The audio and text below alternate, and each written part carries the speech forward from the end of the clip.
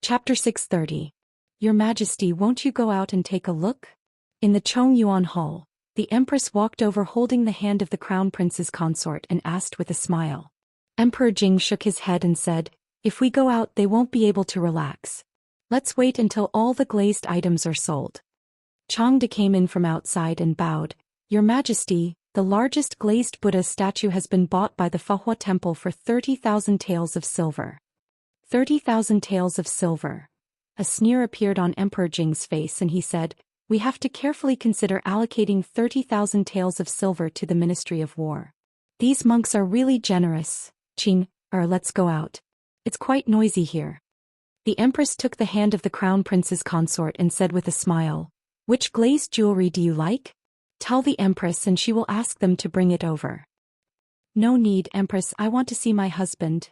The Empress patted her hand and said, okay, after the appraisal is over, I will send someone to call him over. Outside the curtain, an imperial guard said to the monks who came over, Masters, I'm sorry, but this glazed Buddha statue is wanted by the imperial consort. It is not for sale today. What? The expressions of two monks immediately changed. For them, these glazed Buddha statues were the most important things in the hall today. Fortunately, the Buddha statues were huge and expensive. Ordinary nobles could not afford them and very few people would compete with them. However, these Buddha statues were still too few. Dozens of temples were competing for the 10 glazed statues. Originally, there were more monks than Buddha statues. Several large temples had already distributed the statues. But this imperial concubine suddenly wanted one statue. Someone had to return empty-handed. Who would be willing to be the monk who returned empty-handed? Amit Ba. One of the masters spat out a Buddhist name and said, if that's the case. The monks were relieved. As long as someone withdrew, their Buddha statues would be saved. The old monk had a solemn expression and said, if that's the case, the Wanhua Temple will increase the price of the Mahamayuri statue by 5,000 taels of silver. A monk's expression changed immediately and said, I'm afraid this is inappropriate. Didn't we agree that this Mahamayuri statue belongs to our 1,000 Buddha temple? The old monk shook his head and said, Amit Ba. His Majesty has said that the highest bidder wins. My actions are not inappropriate. The monk gritted his teeth and said, my 1,000 Buddha temple will add another 5,000 taels. The crowd in the hall was distinct. Around the few booths there were only bare heads. On these booths were of course Buddha statues and prayer beads. As for the glass jewelry, most of them were women. Of course there were also many men beside them. Usually it was His Majesty and Empress who would hold separate banquets. Today's Glass Appreciation Conference was one of the few occasions where men and women were not separated. Miaoyu, do you have any jewelry you like? Second brother will buy it for you. Qin Chong stood beside the white-haired woman and asked with a smile. The woman shook her head and said, it's good that you can wear the jewelry. How much can you do with 3,000 taels of silver? Forget it. Qin Chong waved his hand and said, you don't have to worry about that. Just tell second brother which one he likes. The white-haired woman smiled and said, there's nothing I like. Let's go over there and take a look. Qin Chong nodded. After the white-haired woman turned around, he waved his hand at the person beside him and said, Miaoyu has been looking at this hairpin for a long time. Buy it. Qin Qing waved his hand and said, I know. Go and accompany her. 3,000 taels of silver. 3,500 taels of silver. A young man standing beside the booth said helplessly as he glanced at the woman beside him. Hearing the voice beside him, he was stunned for a moment. When he turned around, his expression changed and he immediately said, sorry, I misspoke. We don't want this hairpin anymore. The eunuch looked around and saw that many of the people who had been eager to try had retreated. He said helplessly, 3,000 taels going once. 3,000 taels going twice. 3,000 taels going thrice. Congratulations, official Chen. You can take this hairpin. Remember to send the money to the palace within 3 days. Susu, do you intend to buy one back? A woman called Chin Su asked in a low voice as she stood beside one of the booths. No. She shook her head. It was easy to buy it, but it would be troublesome to explain it to her grandfather and father. That's true. It's too expensive. Let's just take a look. The woman beside her glanced around and pointed to a place not far away and said, that Buddha statue over there is so beautiful. Let's go take a look. Miaoyu, this Buddha statue looks not bad. Do you want me to buy it for you and place it in the temple at home? The white-haired woman turned around and looked at the middle-aged man. She said helplessly, "No need, second brother. This Buddha statue costs 20,000 taels of silver. Worshipping Buddha requires sincerity. There's no need to be so extravagant." Qin Chong waved his hand and said, "It's precisely because I'm sincere that I want to buy it." He walked over and said, "This Buddha statue is for Duke Chen's residence." The imperial guard had a helpless expression and said, "Official Qin, this Buddha statue is for the imperial concubine." The imperial concubine? Qin Chong frowned. If it was someone else he could still fight for it. However, if it was the imperial concubine it would be difficult. The imperial guard pointed to the side and said, "Official Qin, there's another one over there. Do you want to go take a look?" The monks who were bidding looked over at the same time, causing the imperial guard to shiver uncontrollably. The white-haired woman walked over to take a look at the Buddha statue. Behind her a young woman also came over. "What a beautiful Buddha statue," the woman praised softly. Just as she was about to go forward, a huge force suddenly came from behind her, causing her body to fall forward involuntarily. Her entire body crashed into the white-haired woman. The latter crashed directly into the display stand and fell to the ground. Pop! It happened suddenly. A crisp sound rang out in the hall. The surrounding imperial guards looked down and their faces instantly paled. Phew! A figure beside her immediately helped the woman up. "Miao, are you all right?" Qin Chong looked back and immediately rushed over, asking anxiously. Seeing blood seeping out from the white-haired woman's palm, his expression changed.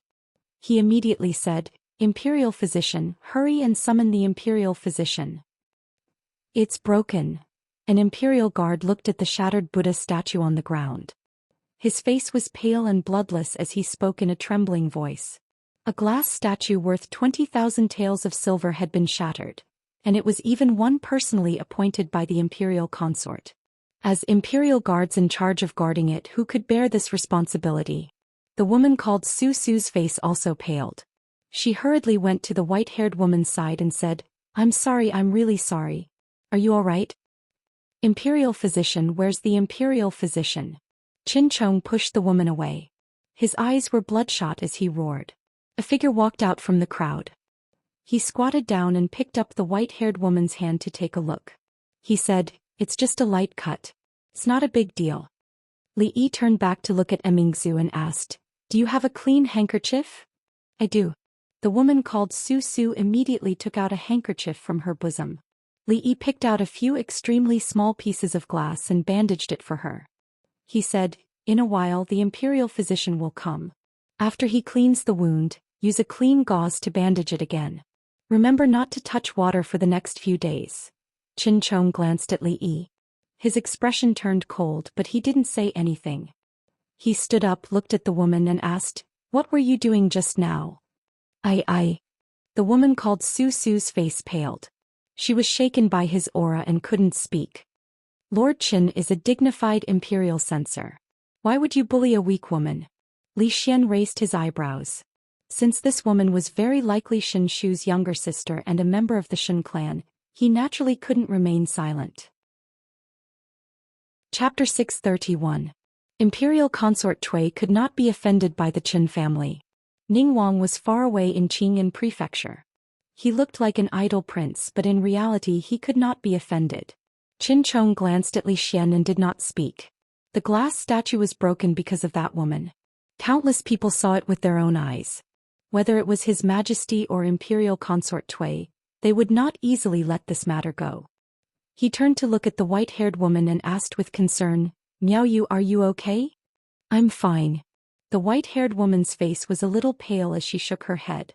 At this time, countless people had gathered around. This is the Medicine Buddha statue just now? Amit Ba Medicine Buddha, please don't blame. Sinful. There was a group of monks standing by just now. At this time, looking at the fragments on the ground, their faces were full of sorrow and regret. That Buddha statue was Medicine Buddha, also known as Medicine Buddha. Medicine Buddha, was the leader of the eastern world of clear glass. However, at this time, it had turned into glass fragments on the ground. Oh my God, did that Buddha statue just break? This is 20,000 taels of silver. Who broke it? Just now they said that it was Imperial Consort Tui who wanted it. This is terrible. It seems to be third young miss of the Qin family. I just saw it. More and more people gathered around. When they saw the situation on the ground, they were all shocked. Their eyes looked at the woman called Su Su, and third young miss of the Qin family. Not far away there was finally some movement from within the tent. Imperial Consort Tui accompanied Emperor Jing and walked over from afar. Everyone hurriedly bowed and greeted, "Your Majesty, Imperial Consort Tui." No need to be so polite. Emperor Jing waved his hand. Before he could speak, Imperial Consort Tui had already seen the fragments on the ground. Her face instantly darkened. She said coldly, "Who broke the glass statue that I wanted?" Countless people sighed in their hearts. Imperial Consort Tui was really unlucky these days. A few days ago someone had broken a precious jade bracelet. Today the Buddha statue that she wanted worth 20,000 taels of silver was broken. If shattering could lead to peace, then Imperial Consort Tui would probably be safe for a long time. This subordinate deserves to die. The Imperial guards who were guarding this booth knelt down in unison, their faces pale and bloodless. Imperial concubine Tui looked coldly at the guards and asked again, "Who broke my glass statue?" Jing Di looked at Li Yi strangely. If it was half a month ago, he might be furious when the glazed Buddha statue worth 20,000 taels of silver was broken. He would investigate the matter thoroughly and punish those who should be punished and compensate those who should be compensated. But now he knew that this thing was not worth much at all, so he naturally did not feel much. Of course he still felt his heart ache. After all, according to Changda, up until now, the National Treasury had already received 300,000 taels of silver. After today's stained glass appraisal conference, there would probably be at least 500,000 taels of silver. Unfortunately, today's profits were split 50-50, and he would only get half of it. The old emperor's gaze made Li Yi very unhappy. It was as if he was the one who broke the glass. Only an idiot would do such a thing. After all, among the 20,000 taels of silver, there was 10,000 taels of silver. Just this 10,000 taels of silver, and the old emperor was stingy enough to collect taxes. The imperial guard raised his head and said in a trembling voice, replying to Imperial Consort Tui, "This Buddha statue was accidentally broken by third young Miss Qin." A bunch of nonsense. Qin Chong's face darkened. He pointed at the young woman and said angrily, "If she did not bump into her from behind, would third young miss have fallen?" A middle-aged man walked out from behind the young woman and said calmly, "Do you mean that my daughter deliberately framed third young miss?" When they saw the middle-aged man, many people were stunned. The man who stood out was surnamed Shin. He was the rentier of the Secretariat and was responsible for drafting the most important edict. He was also responsible for the secretarial work of the Prime Minister's Council. Drafting edicts was a matter of great importance. It was equivalent to directly participating in the political and military affairs of the country. Thus, the position of rentier of the Secretariat was extremely important. Those who held this position were all learned scholars. Of course, none of this was important compared to his identity. Other than this identity, he was also the eldest son of Prime Minister Shin. In other words, that young woman was the legitimate daughter of the Shin family? This matter was also related to Imperial Consort Tui. Although the Qin family and the Tui family had some friction recently, the root cause was still the King of Shu's faction. Prime Minister Shin had never publicly supported any of the princes and had even rejected the King of Shu's recruitment many times. Duke Chen's household and Prime Minister Shin's household. There was going to be a big show to watch today. That is not what he meant. Qin Qing walked over and said, "Everything should wait for your majesty to investigate before making a decision." Capital Governor Dong Wenyun also walked out from the crowd and said, "Official Qin is right. Please make a decision, your majesty." The former magistrate of Qing'an Prefecture, Capital Governor Dong Wenyun, had married the eldest daughter of the previous generation of the Shin family. It was not surprising for him to stand out and speak at this time. What exactly happened? How did this Buddha statue break? Emperor Jing looked at Dong Wenyun and said, "Wenyun, I will leave this matter to you to investigate." Your Majesty, your Majesty." Dong Wenyun bowed slightly and turned back to look at the young woman. He asked, "Su, tell me what exactly happened just now?" The young woman said with a pale face, "Uncle, I am also not too sure." When I was walking over just now, it seemed like someone pushed me from behind. Then I bumped into her and the glass statue broke. Then who was behind you just now? Dong Wenyun raised his eyebrows and asked again. I do not know. The young woman shook her head and said. A woman beside her said, Su, I saw it. Just now there was only a master walking past you, but he did not touch you. Master? Dong Wenyun frowned and asked, which master? This one. Emingzu walked over from behind. With a wave of her hand, a human-shaped object was thrown over. She nodded at Li Yi and looked at the motionless monk on the ground. She asked, this master, the appreciation meeting is not over yet. Why are you in a hurry to leave? Emingzu, this is? Emperor Jing looked at her and asked in confusion.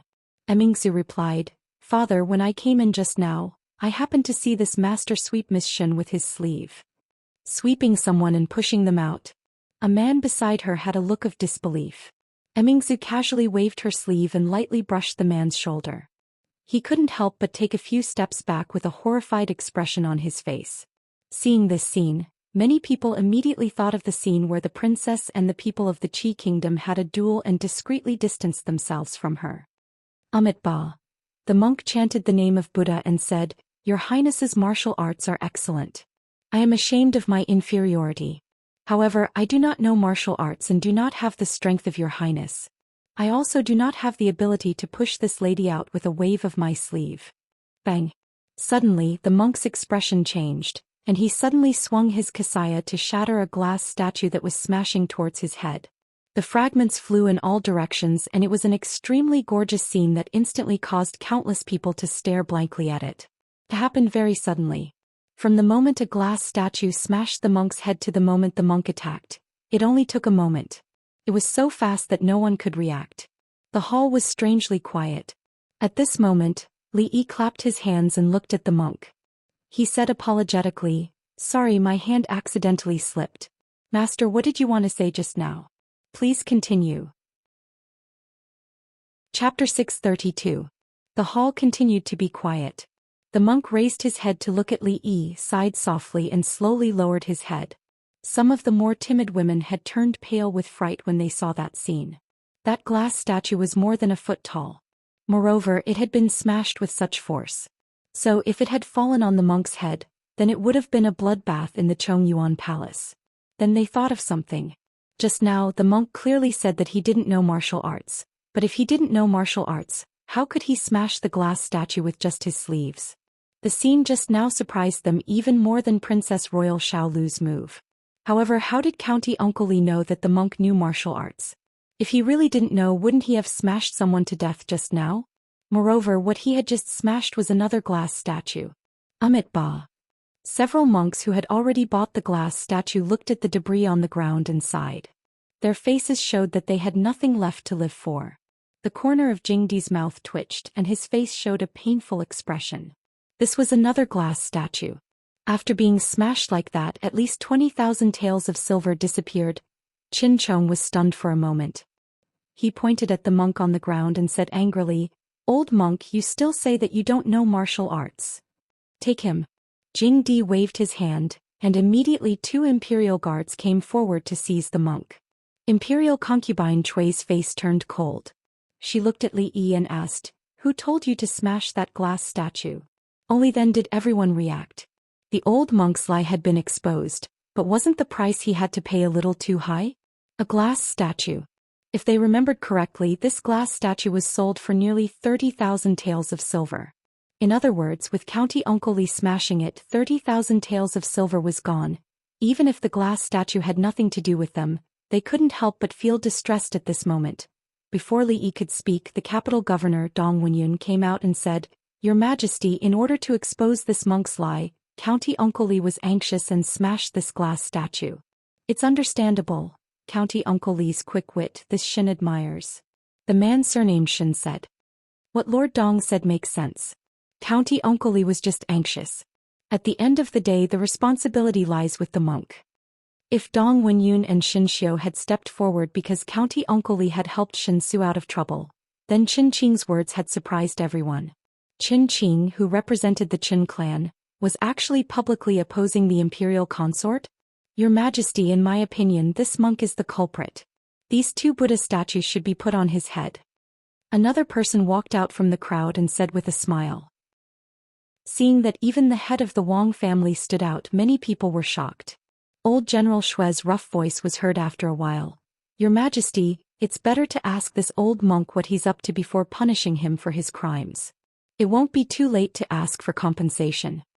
Just as old General Shui finished his sentence, the Minister of War Yan Bing stepped forward. Minister of Revenue Qin Huan. Minister of Justice. Chancellor of the Supreme Court. Another veteran general. Imperial Consort Tui's expression was frighteningly gloomy. The officials who were on the King of Shu's side had their mouths wide open in shock. It was not surprising that the Xin family had stepped forward. It was also not surprising that the Minister of War Yan Bing had spoken up for him. The family of generals had been trying to protect him for a long time, but the Wang family of Luochuan, the Minister of Revenue, and the officials related to them, since when did they have such a close relationship with him? Everyone knew that County Uncle Li Yi of Chong, and was not on good terms with the King of Shu. His relationship with the officials on the king's side was like fire and water. Everyone thought that he was relying on His Majesty's favor to maintain his current situation. The day he lost the favor, he would be doomed. But who would have thought that his influence in the imperial court would be so great? Didn't that mean that if he supported one of the princes, all the advantages that the King of Shu had would disappear with the support of these people behind him? His advantage would immediately become a disadvantage. For a moment the old monk was ignored by everyone. Li Yi was also a little surprised. What was the Qin family doing? And the Minister of Revenue, Qin Huan, had specially asked him to train a few talents that the Ministry of Revenue could use. Was he returning the favor this time? Li Xian had said that the Chancellor of the Supreme Court was one of his people. What was going on with the others? He was not familiar with them at all. Oh yes, among the people who had sent gifts to his family a few days ago, there seemed to be some familiar faces. The surrounding people were still whispering. Emperor Jing looked to his side. Changde nodded and stepped forward to ask, "Tell me, why did you do this?" The monk's expression was calm and he was silent. Why isn't the monk talking? It's tens of thousands of taels of silver. Can he afford it? I'm also curious. Does this monk have a grudge against the Qin family? While the crowd was whispering, Li Yi suddenly said, "Your Majesty, I seem to have seen this master and the princess say a few words." The first half of his sentence was very light, but he emphasized the word princess. What? Emperor Jing did not hear Li Yi's words clearly. He asked in confusion, "What did you just say?" Amit Ba. The old monk finally said, "I don't know Princess Hui at all." "I'm afraid you've made a mistake." Changde glanced at Li Yi. Even with his great hearing, he did not hear what Li Yi had just said about the princess. He looked at him and asked, "Did you just say that the monk talked to Princess Hui?" "No." Li Yi shook his head and said, "I thought about it. I seem to have made a mistake just now. What did Supervisor Chong say about Princess Hui?" The old monk looked up at him with an unbelievable expression in his eyes. Finally he lowered his head.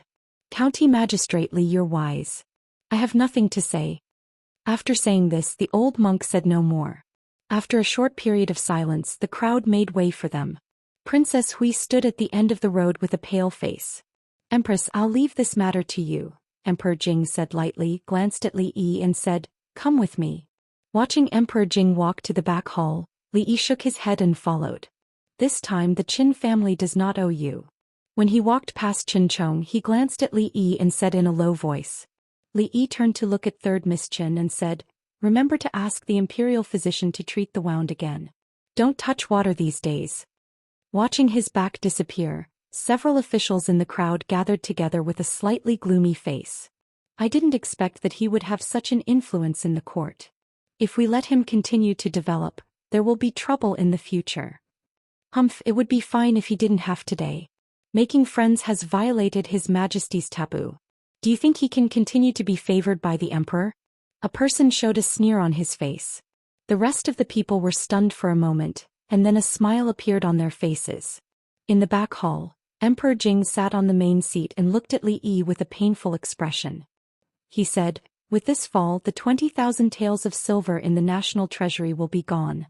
Your Majesty, it's 10,000 taels." Li Yi reminded him, Did you forget that there is still half of it? Emperor Jing's face twitched and he changed the topic. How did you know that the old monk knew martial arts? I didn't know. Emperor Jing was slightly stunned and asked, then you dared to smash it? Li Yi looked at him and said, didn't your subject's hand slip? Besides, your subject has already apologized. One last question.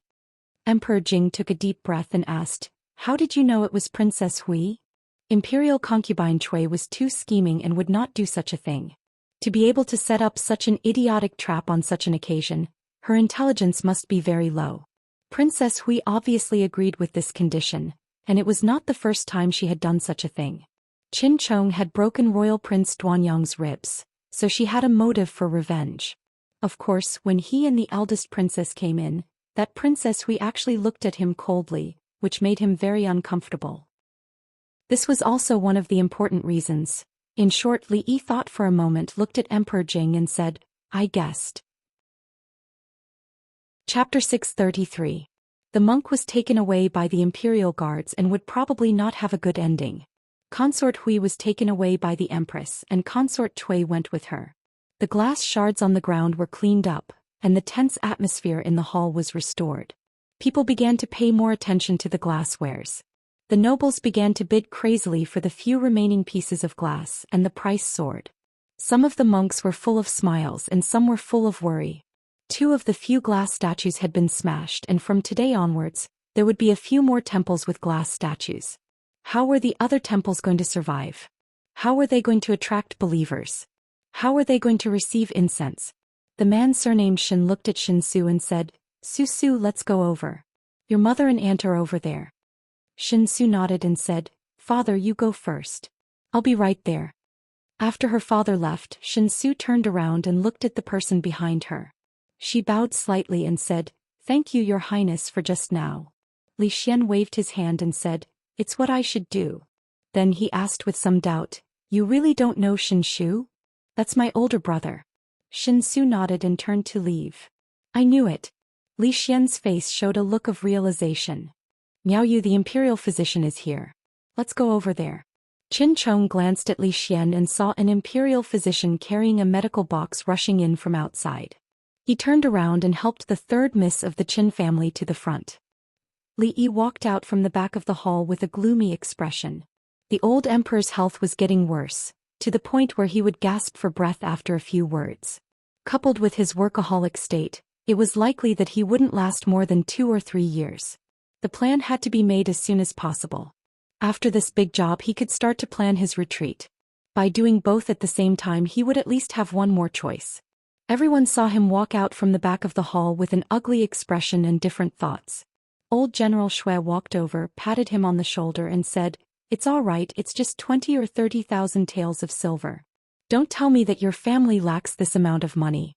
Being reprimanded by His Majesty is already a light punishment. If it were me, I'd probably spank your butt until it's swollen. So much silver was thrown away so easily. That's right. Brat, you should be happy in secret. His Majesty has only reprimanded you. If it was someone else, I'm afraid that their head would have already fallen off. Old General Ma also walked over and said. Li Yi was startled and said, Generals, you have misunderstood. His Majesty did not reprimand me just now. Just now, the old emperor really did not reprimand him. The 2 of them had a detailed discussion about the distribution of the loot. In the end, Li Yi still did not manage to convince the old emperor not to collect taxes. He had already lost hundreds of thousands of taels of silver, and with the addition of the 30% tax, he would be able to scam another 10,000 taels of silver. If you say he did not reprimand him, then he did not reprimand him. The 2 old generals looked at each other and smiled. They understood that young people cared about their reputation. With His Majesty's stingy character, it would be strange if he did not reprimand him for wasting 20 or 30,000 taels of silver. The head of the Wang family walked past Li Yi. The 2 of them looked at each other for a moment, and both of them revealed a smile that only the other party could understand. Old General Shui touched his chin and asked doubtfully, You brat, when did you hook up with the Wang family? They are the god of wealth. Looks like His Majesty is starting to be dissatisfied with him. On the other side, in a corner, someone glanced over and said coldly. Another person replied, He has become arrogant because of the emperor's favor. He only has himself to blame for what has happened today. If that's the case, we can add fuel to the fire behind his back. When he really loses the emperor's favor. An inexplicable smile appeared on one of their faces. When that time comes, be it the imperial consort, the Cui family, or the Qin family, none of them will tolerate him. Li Yi found a random reason to brush off old General Shui. As he walked through the main hall, he paid a little attention to the money.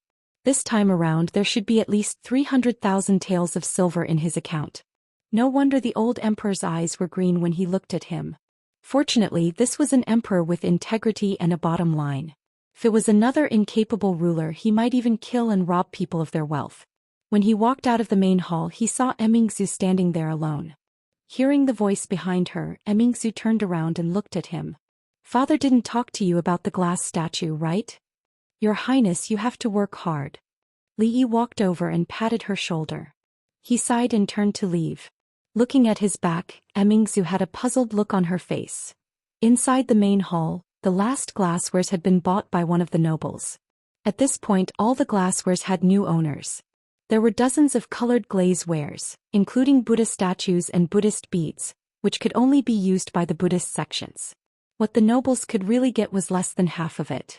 Most people were just here to appreciate it and broaden their horizons. The monks did not return to the temple in satisfaction. Only a small number of temples got what they wanted. More monks began to worry about the incense offerings in the temples in the future. At this moment, the head of the Wang family walked out and said with a smile, "What a coincidence." A few days ago, the Wang family bought a batch of glasswares from a foreign merchant. I wanted to keep them, but seeing that His Majesty donated all the treasures in the palace for the sake of the country and the people, I felt deeply ashamed and decided to sell those glasswares. Half of the proceeds will be donated to the national treasury. I have already asked His Majesty. 3 days later, there will be a glass bazaar in Hibiscus Garden. At that time, I hope that everyone will do me the honor. When everyone heard this, they were all stunned. Although the foreign country was small and remote, it was rich in rare treasures. This was something that everyone knew. The Wang family bought a large batch of glass from the foreign merchant. It seemed that there was a lot of it. Just now, there were many people who were depressed because they did not buy any glasswares. At this moment, there was some hope in their hearts. If there was a large batch of glasswares, then wouldn't their chances of getting it be very high? May I ask, Brother Wang, how many glasswares does the Wang family have? A middle-aged man stood up and asked. The head of the Wang family smiled and said, "It will definitely satisfy everyone present." This explained a lot. A monk asked, "May I ask if there are any glass Buddha statues?" That foreign country is far away overseas. It is a Buddhist country. The head of the Wang family only finished half of his sentence. The faces of countless monks were glowing. This sentence meant that there were not only Buddha statues, but there were a lot of them. All the merchants in the capital knew that the foreign merchants were their god of wealth. The things they brought were precious and not expensive. If they were sold, they could make a profit of 10 times or even dozens of times. It was a pity that foreign merchants were hard to come by. County Uncle Li met one and gave the princess a statue. The Wang family also met one, and it seemed that the harvest was even bigger. Although they had to donate half of it to the national treasury, they might still make a profit this time. These days they were also looking for foreign merchants all over the capital. Why did such a good thing not fall on them? Of course, even if it fell on them, they would not be like the Wang family, throwing out hundreds of thousands of taels of silver just to please the emperor. No one knew when it started, but there was a wind of glass in the capital. In the brothels, in the streets, everyone was talking about it. It was said that the threshold of the Cold Mountain Temple had been trampled 3 times in a short period of time. A temple without a glass statue was a broken temple. It could not attract enough believers. A rich and powerful person without glasswares was not a rich and powerful person. If there were not a few glasswares in the house, would you dare to call yourself a rich and powerful person? Where was the power and where was the nobility? Colored glaze represented status and luck. Everyone wanted to get their hands on it. Now this opportunity had come. The head of the Wang family instantly became the focal point of the entire hall. The crowd surrounded him in layers and layers. At the catering bureau, the chef was about to cry. County Uncle Li, Lord Li, Director Li, these dates are ordered by Imperial Concubine Cui to make date cakes tomorrow. Then I'll leave half for you? Li Yi said after thinking for a while. The chef shook his head fiercely. 70% no less. 60%. If not, I'll ask the eldest princess. Someone weigh the dates for County Uncle Li. Chapter 634. When Li Yi got the news about Princess Hui and the monk, it was already the afternoon of the next day. Princess Hui was a princess after all. She had the support of the Cui family and noble consort Cui.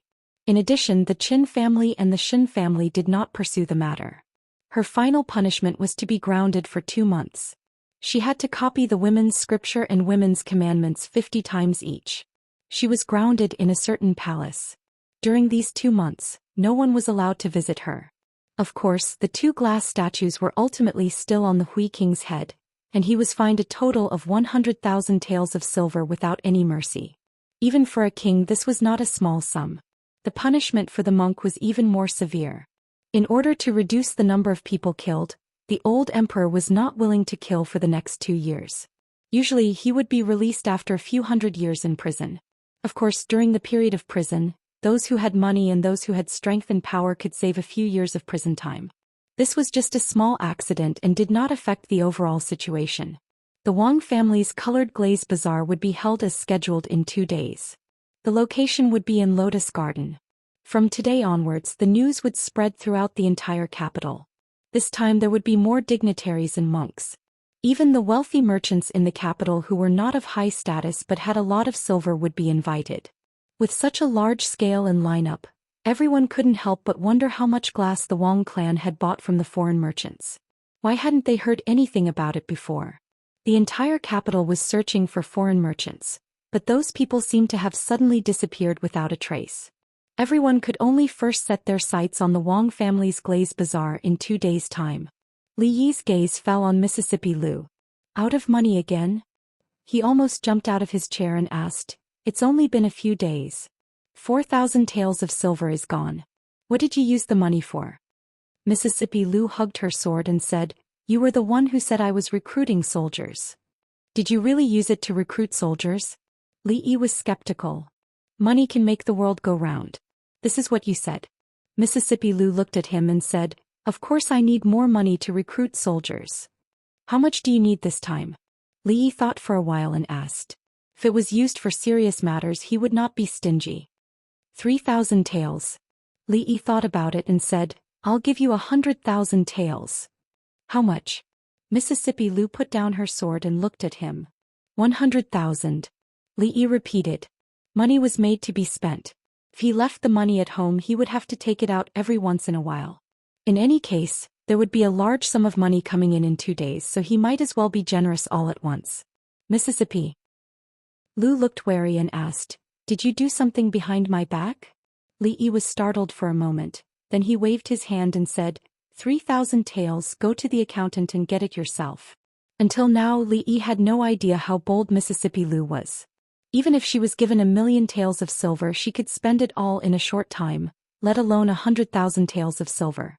However, at the moment he did not know what kind of monster would be created in the future because of this 100,000 taels of silver and a generous chief of Wulin. When Mississippi Lu was about to go to the accountant, Li Yi waved his hand and said, "Just in time, the organization has a new task for you to complete." Golden Jade Pavilion was the largest jewelry shop in the Jing Kingdom, mainly selling jewelry and precious utensils. It had branches in all the states and capitals of the Jing Kingdom.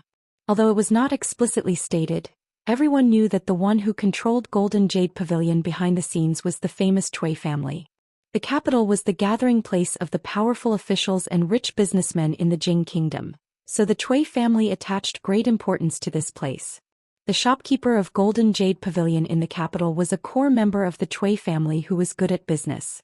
A young man went around to the back room and said to a middle-aged man who was sitting there and sipping tea, "Third uncle, today someone came to ask if we have any colored glaze wares here. There are 2 pieces in the warehouse and they offered a high price. Why don't we sell them?" "What do you know?" The middle-aged man put down his teacup and said, "His Majesty has just held a colored glaze appreciation conference, and the Wang family will also sell a lot of colored glaze. At that time, most people will have colored glaze in their hands. What will those who didn't get it think?" The young man asked doubtfully, The rarer something is, the more expensive it is. At that time, won't the price of colored glaze drop? The rarer something is, the more expensive it is, but the supply of colored glaze cannot meet the demand. How can the price go down? The middle-aged man smiled and said, at that time, those people will only be more crazy. When the young man was about to ask, he suddenly frowned and turned around to have a look. There was a noise coming from the front hall. Second uncle, I'll go to the front to have a look. The young man said and strode forward. Get out of here, you beggars. Don't disturb the business of Golden Jade Pavilion. A shop assistant of Golden Jade Pavilion said impatiently, if you don't get out of here, I won't be polite. In front of him stood a few strangely dressed, ragged people. What's going on? The young man walked out from the back and asked with a frown. Seeing the young man come out, the shop assistant immediately put on a flattering smile and said, young master, there are a few beggars. I'm going to drive them out. There are guests coming in. Go and do your work. I'll talk to them. Seeing someone coming in, the young man pointed at him and said, young master, these people. The shop assistant seemed to want to say something. Go.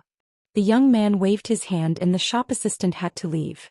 The young man looked at those people and said, you beggars, there's nothing here for you. Go quickly. The beggar in the front looked at him and seemed to be a little anxious. He said, %yen #% yen #at. The young man was stunned and asked, what did you just say? %yen %% yen #at. The expression on the man's face became more anxious. The young man finally realized something and a trace of anger appeared on his face. He said, bastard, how dare you tease me? Someone drive them out. Wait. A voice suddenly came from behind. The middle-aged man came forward and looked at those people suspiciously. He asked, are you from a foreign country? Then he seemed to realize something and asked again, do any of you understand Chinese? Behind them, a man with messy hair and a somewhat thin body walked out. His appearance was obviously different from ordinary people. He stuttered and said, I understand a little. Your words. Are you from a foreign country? The middle-aged man asked with a trace of joy on his face. No.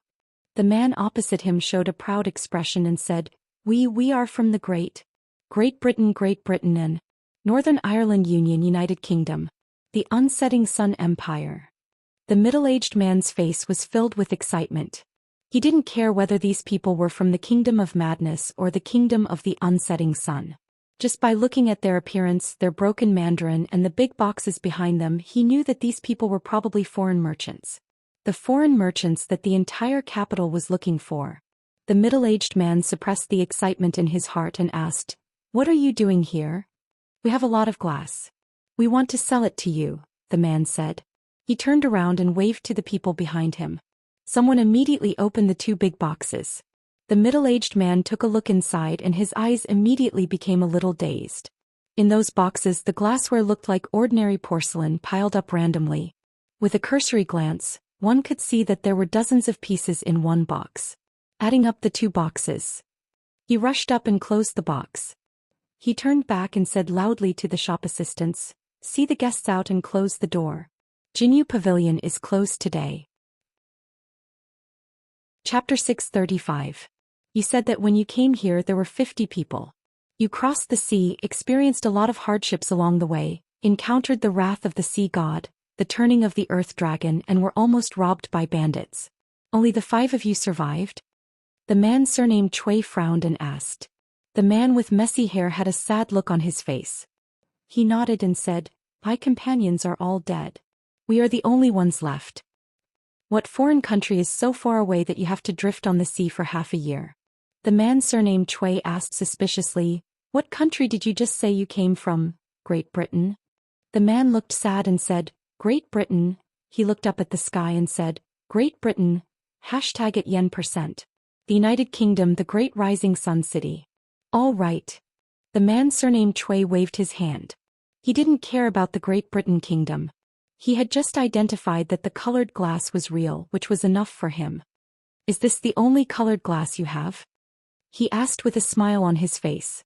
The man from Great Britain said in a trembling voice, It's broken, it's all broken, there are only 2 boxes left. No wonder these people looked so embarrassed.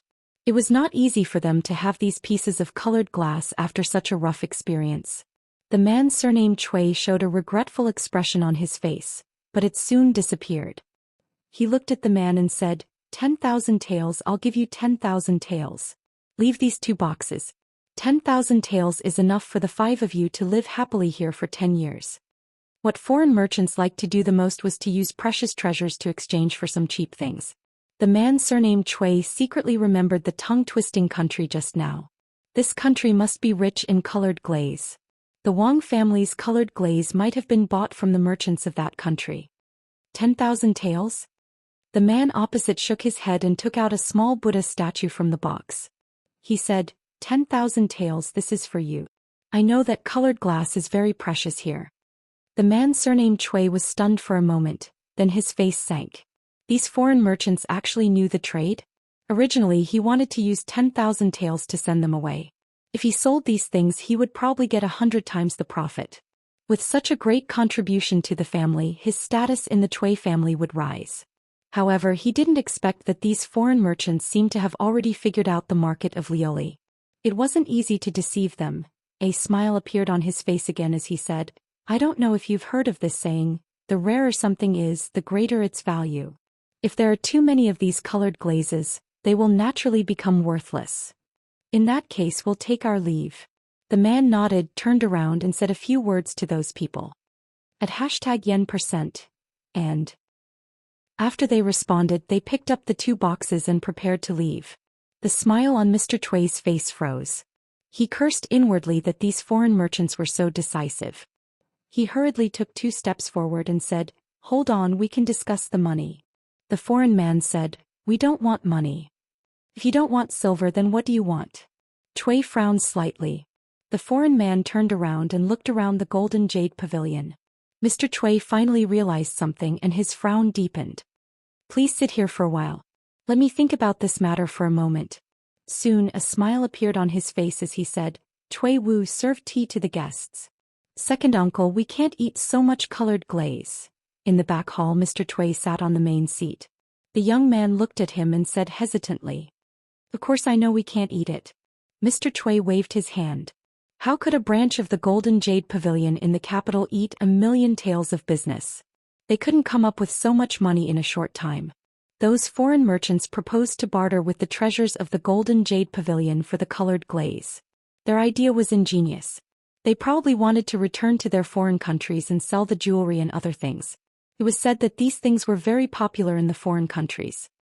Second uncle, should we? The young man pondered for a moment. He suddenly looked at him and made a gesture of slitting his neck. Foreign people's lives are cheap, but now we are in the shop. It's not good to do it. I will hold them for a while. You go and arrange people. Once they go out of the city. Mr. Chui pondered for a moment and said in a low voice. Second uncle, I understand. The young man's face lit up. He quickly walked out of the lobby and went out through the back door. A cold smile appeared on the face of the man surnamed Chui. It was just a few foreigners. If they died, then so be it. A case without a head or tail would not be investigated by the government. As long as it was not in front of the people of the capital, even if the investigation led to the Chui family, they could easily settle it. After the time it took to drink a cup of tea, the man surnamed Chui walked out with his signature smile on his face. All right, we'll do as you say. However, before that, let's first estimate the value of these stones. An hour later, several people with disheveled hair and ragged clothes came out of the Golden Jade Pavilion in the capital.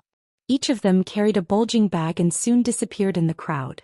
Inside the Golden Jade Pavilion, several assistants looked at the shelves around them. Just now they were full of goods, but now they were empty. They looked at the dazzling colored glaze in the 2 boxes. It was hard to describe their feelings. After asking people to move the 2 boxes away, Mr. Chui came to the back hall and suddenly said, Is it all arranged? It's all arranged. I sent 20 good men to follow them. As long as they go out of the capital, they will be killed immediately and our goods will be taken back. Mr. Chui nodded and sat back in the main seat. After taking a sip of tea, a strange smile appeared on his face. At the gate of the city, several men in ragged clothes like beggars and carrying a few big bags went out of the city. The man walking in front suddenly said, Lao San, what's the matter with you? You almost exposed yourself just now. At this time he spoke fluent Chinese, which was quite different from when he was in the Golden Jade Pavilion. The man who stuttered Chinese felt wronged and said, "Big brother, you really can't blame me. I don't know how the Alliance Master came up with such a strange name. It's too much of a mouthful." Another person waved his hand and said, all right, it's good that the mission is completed. Hurry up and report back. I plan to exchange the points I earned this time for swords. There's nothing to say about the swords made by Swordforge Manor, but the weapons they make have always been for their own use. Ever since they joined our Lu Alliance they can finally use the best weapons. The last person weighed the bag in his hand and said, "Say, do you think someone will run away with these glaze? If they sell all of them, what weapon can't they buy?" The man who was called Big Brother smiled and said, "Don't you think there will be 2 groups of inspectorates following them along the way? Even if someone can bribe the inspectorates, I'm afraid they won't be able to spend it. Although the world is big, there are even more martial artists. Where can they escape to?" That's right, Big Brother is right. It's impossible to run away with glaze. It's only because we are in the capital that the Alliance Master trusts us. Everyone else is followed by the inspectorates. Who would dare to be greedy? What's more, silver is nothing.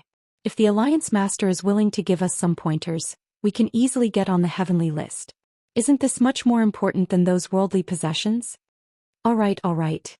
The Big Brother stopped and said, "Put these things down first. Quickly take care of those guys behind us and report back." Chapter 636. Why aren't they moving? In the forest hundreds of feet behind them, someone whispered in a low voice. Ever since these foreign merchants left Golden Jade Pavilion, they were ordered to follow behind them. Foreigners were foreigners after all. They did not have the slightest vigilance. Carrying treasures worth hundreds of thousands of taels of silver, they swaggered on the road. All the way out of the city, the roads they took became more and more remote. They were simply thinking about the people following behind them. In the wilderness, there was no place more suitable for killing people, robbing treasures, and destroying corpses. Once they walked a bit further and reached an even more desolate place, they would be able to make their move. Suddenly, someone whispered, "Why aren't they moving?" They put the things down. Not good, they seem to have found us. The leader was also stunned when he heard the words, but then he slapped a man's head and said, "What are you panicking about? There are only 5 of them. Even if they find us, what can they do? Let's do it." 20 silhouettes dashed out of the forest and headed in the direction of the 5 people. One of the men carefully put aside the bag he was carrying and said, "Brothers, you take a break and leave these people to me." A man next to him gritted his teeth and said, "Don't do this. Second brother has just broken into the heaven list. Everyone treats me as a soft persimmon. I have been challenged 18 times in 3 days. It's really hard to calm down if I don't vent my anger." On the opposite side, the 20 people who took out black cloth to cover their faces were surprised to find that the 5 people not only didn't escape, but even 2 of them directly faced them. "Kill." The leader whispered and unsheathed his long saber. After a quarter of an hour, the 20 people had bruised noses and swollen faces. Their clothes were taken off, leaving only a crotch cloth. They were tied to the tree with their hands behind their backs. Their faces were extremely pale and their expressions were of horror and despair. Spare my life." They watched as the foreigners tore off their loincloths. They seemed to have thought of something and their foreheads were drenched in sweat. "You don't talk about morality." One of the foreign men looked at them and stammered a few words. He patted the long saber in his hand, which made everyone's heart tremble. "Big brother, why didn't you just kill them just now?" A slightly younger man quickly stepped forward from the forest and asked.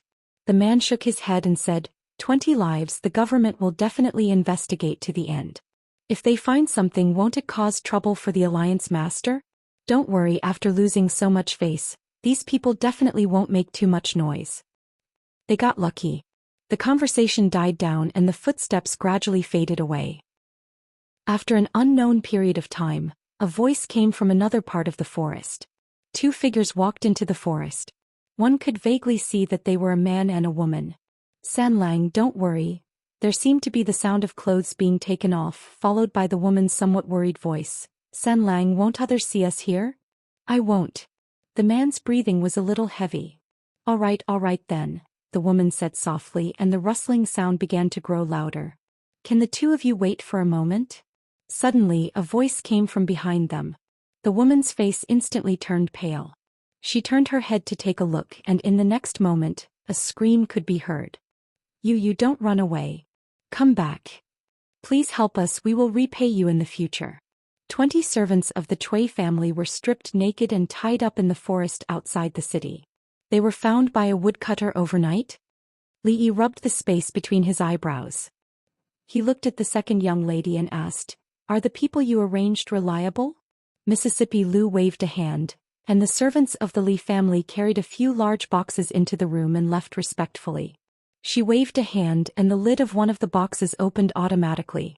There were all kinds of pearls, gems and jade inside, and the whole room was lit up. "All right, let's do it." Li Yi slammed the table and said. In the meeting room of the Lu League. "Do you all remember your targets?" Lu Luo sat at the head of the table and said in a low voice. "Yes, Chuzhou City, Golden Jade Pavilion. And City Golden Jade Pavilion. Qingzhou City, Golden Jade Pavilion." Not long after that, a dozen people walked out of the meeting room. Carriages drove out of the hall and each carriage was followed by a dozen people. The carriages traveled in different directions and disappeared on the official road. Over the past 2 days, from the nobles to the ordinary people, the topic of discussion was still glass. The brothels always followed the trend of the masses, and the stories told in the brothels also kept up with the times. In the past few days there were a few legends about glass. For example, in the Journey to the West, Monk Sha used to be the curtain-lifting general in the Heavenly Court, but he was banished from the Heavenly Court because he broke a glass lamp belonging to the Queen Mother of the West. Even in the Heavenly Palace, glass was very precious. Another example was that if you collected 7 glass balls of different colors, you could summon a dragon. Another legend was that glass was the leftover stone that Nuwa used to patch up the sky. It was said in the Buddhist scriptures that the medicine guru Buddha made a vow when he was practicing the bodhisattva path. He wished that his body would be as clear and pure as glass, and that he would use the power of the fire net to purify the suffering of all living beings. Of course, the nobles rarely went to the brothels to listen to such stories. What they cared about was the Wang family's glass bazaar tomorrow. In the main residence of the Chui family in Jing City, 20 people knelt on the ground with their heads lowered and their faces were pale. The man with the surname Chui yelled, "20 of you can't beat 5 of them?" The leader of the group didn't dare to say that the other party had only sent 2 people, so he lowered his head and said, "Second Lord, we didn't know that those foreign merchants were all powerful martial artists." The man with the surname Chui's face was dark.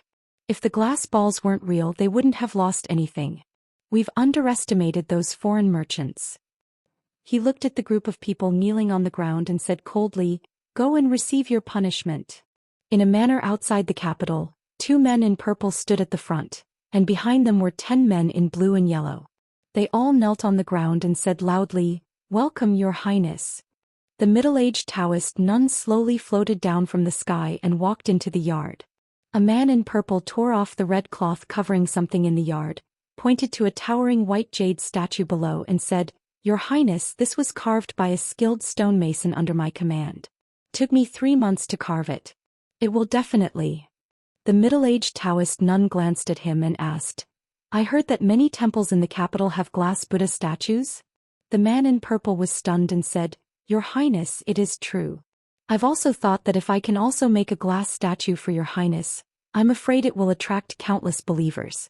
But except for the glass Guanyin statue that the Cold Mountain Temple got from foreign merchants, and the glass statue that the County Count of Chong and gave to the eldest princess, the others are all from the Imperial Palace, and we can't get in touch with them. I've also sent people to find foreign merchants, but so far they have found nothing. However, the Wang family of Luochuan is holding a glass bazaar in Hibiscus Garden tomorrow, and we will also participate. We will definitely find enough glass to make a statue for Your Highness." "The County Count of Chong'an?" The Taoist nun frowned. "Yes, the County Count of Chong, and Li Yi." The man in purple nodded and said. Chapter 637. "There's no need for you to participate in tomorrow's glass bazaar," the nun said after a moment's thought. "Lady, why?" The purple-clothed man paused. Just as he was about to ask for more details, the nun waved him off. "The situation in the Qi Kingdom has changed. The blue-clothed and purple-clothed emissaries will leave the capital with me. One blue-clothed emissary will stay behind to contact the believers in the capital. Time is of the essence, so make your preparations. We'll depart at noon tomorrow at the latest, the nun said calmly as she looked into the distance. Yes, lady. The purple-clothed man cupped his hands and bowed. I'll make the arrangements immediately. After slowly retreating from the courtyard, he walked up to the crowd still kneeling outside. Su Zheng. A blue-clothed man immediately stood up. What are your orders, purple-clothed emissaries? The purple-clothed man said in a low voice. The lady has ordered that the emissaries of the holy religion and above must leave the capital tomorrow. However, we cannot abandon the believers in the capital. Among the emissaries, you are the most familiar with the capital. You will stay behind to contact and develop the believers. Do you have any objections? The blue-clothed man cupped his hands. I'll follow the lady's orders. He then raised his head. What about the lady's other avatar? The purple-clothed man frowned. From now on, you will be in charge of all matters concerning the holy religion in the capital. You may act as you see fit. Yes, lady. The blue-clothed man said loudly. The blue-clothed men behind him all looked envious. The young man was the youngest blue-clothed emissary of the holy religion.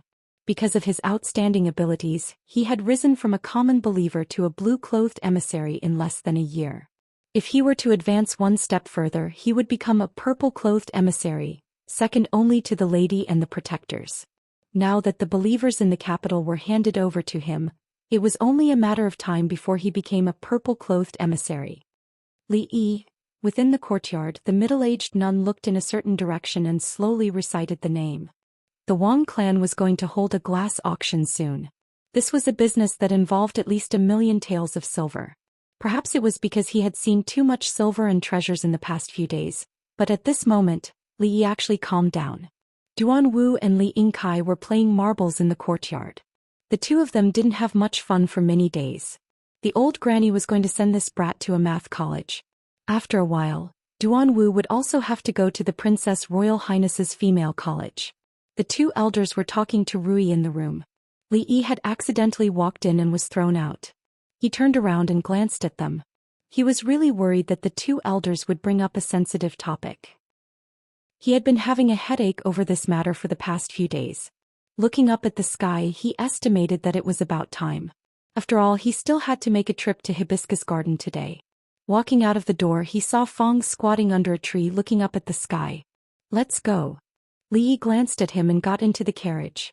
Inside the room, old madam of the Li family pulled Rui's hand and asked anxiously, Do you like to eat sour food these days?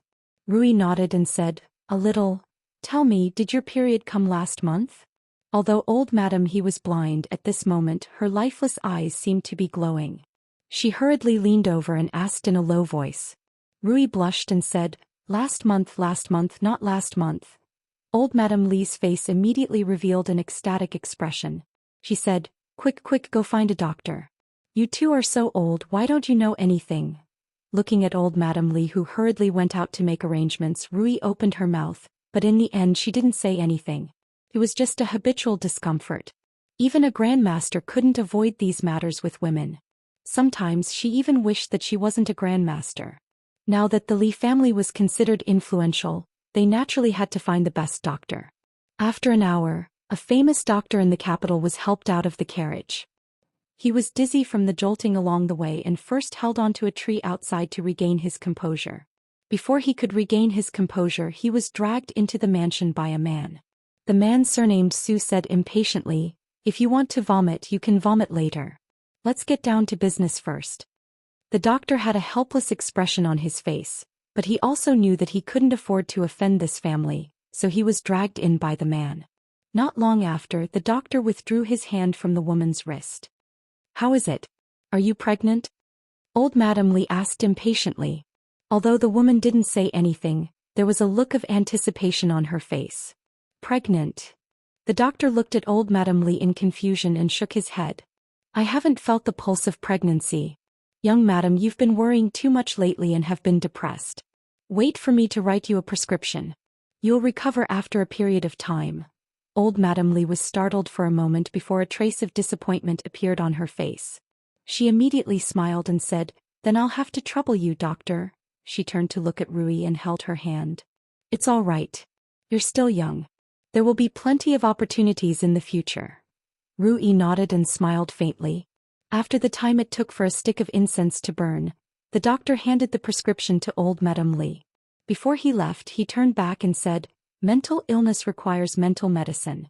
Pills can only be used as a supplement. Young madam, you should let go of the knot in your heart as soon as possible." When he finished speaking and turned around, a carriage came from the side and slowly stopped in front of the Li mansion. A white-haired old man carrying a medicine box got out of the carriage. When he raised his head and saw the people at the gate, he was slightly stunned. Rui looked at the old man and walked up to him saying, "Dr. Lu, my husband just went out. I'm afraid he won't be back until very late." Lu Jimin shook his head and said, "I'm not here to see County Uncle Li. 2 days ago, County Uncle Li said that Madame Li wasn't feeling well and asked me to come and see her. It's just that I've been delayed by something these past 2 days." Rui smiled and said, "If that's the case, Dr. Lu, come in and have a seat." She only vaguely knew that this Dr. Lu seemed to be an imperial physician in the palace and had a close relationship with her husband. Even if she didn't need him to treat her, she couldn't neglect him. At this moment, old Madame Li was disappointed and didn't have much interest in this Dr. Lu. As for the doctor just now, he looked at Lu Jimin with slight dissatisfaction. After thinking for a moment, he actually went in again. "Xiaohuan, go make a cup of tea for Dr. Lu." After entering the hall, Rui first ordered Xiaohuan. "Yes, Mississippi." The servant girl immediately trotted away. After Lu Jimin sat down, he directly looked at Rui and said, "I don't know if Madame Li can let me take your pulse first." Rui smiled and said, "My body has been much better these past 2 days. There's no need to bother Dr. Lu." She really didn't want to hear the same words a second time. Old Madame Li came over and said, "Your health is more important. Let Dr. Lu take another look." She was frightened when she heard the words heart disease and heart medicine just now. It's not a bad thing to have another doctor take a look. Moreover, in her eyes, the doctor who came later had a fluttering white beard and a sage-like appearance. He seemed to be more reliable than the previous doctor. As for the doctor standing on the side, he just glanced at Lu Jimin with contempt and didn't say anything. Since he had already been invited, there was no need to invite another doctor. Didn't inviting another doctor mean that they didn't trust him? He wanted to see how good the medical skills of the old man opposite him were. Old Madame Li's words couldn't be disobeyed. Rui thought about it and sat down on the other side. She stretched out her wrist and said, "Then I'll have to trouble Dr. Lu." Lu Jimin smiled and placed one hand on her wrist. He slowly closed his eyes. Playing tricks. Seeing the old man's method of taking a pulse, the doctor's expression changed at first, but then he revealed a sneer and his face was full of mockery. It was unknown if anyone in the world knew how to use such a legendary technique. An old man who came out of nowhere was probably just bluffing people. Lu Jimin frowned, but he quickly relaxed. He opened his eyes and withdrew his hand. He stood up from the chair and said with a smile, "Congratulations, Madame Li." Rui was stunned for a moment and a puzzled expression appeared on her face.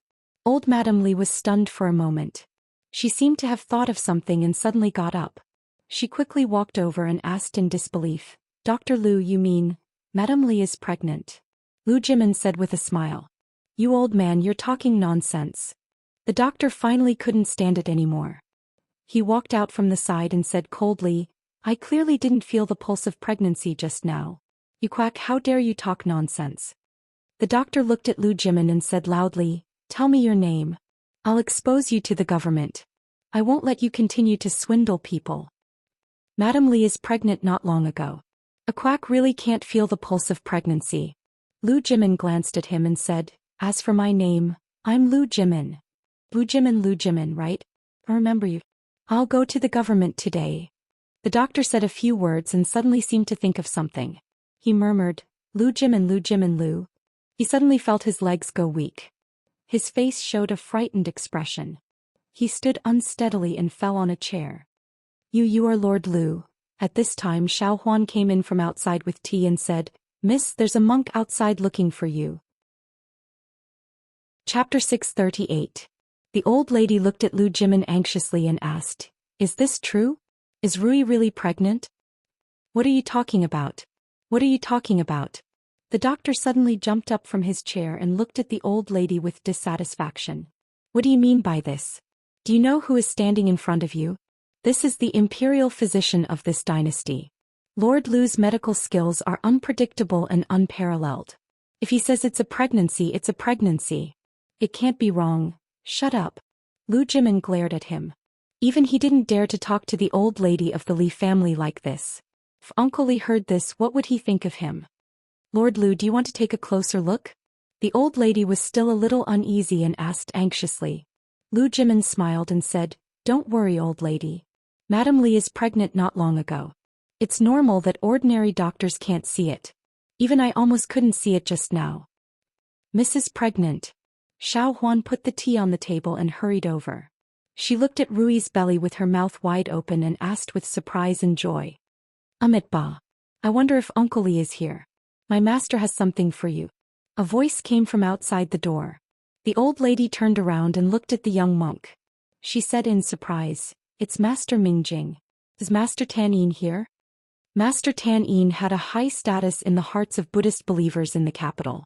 The old lady couldn't neglect him and hurried forward to ask. The young monk shook his head and said, Master is meditating in the temple. He asked me to bring 2 scriptures and a prescription for Uncle Li. The little monk took out a cloth bag from his bosom and handed it over respectfully. Prescription? Lu Jimin came over and glanced at the prescription on the 2 scriptures. He said with a smile, Master Tan Yin's medical skills are indeed worthy of his reputation. This prescription is used to regulate and stabilize the fetus. It seems that the master has already seen that Madame Li is pregnant. You don't worry now, do you? Don't worry, don't worry. All the wrinkles on Madame Dowager's face smoothed out. She looked at the young monk and said, Little Master Mingjing, please go back and thank Master Tan Yin for us. I will go up the mountain to fulfill my vow another day and offer enough incense for Cold Mountain Temple. When he turned back to look at Rui, his expression immediately changed. He walked over to help her and said, Why are you still standing here? Hurry up and sit down. Old Madam Rui had just opened her mouth to speak when she was rudely interrupted. What about me? This is a serious matter. You youngsters won't understand. The old madam waved her hand and said, In the future, you will stay at home and not go anywhere. You are not allowed to do anything. You are not allowed to do chores like washing and cooking. Leave it all to the servants in the manor. Which rich family in the capital would spoil their servants like you do?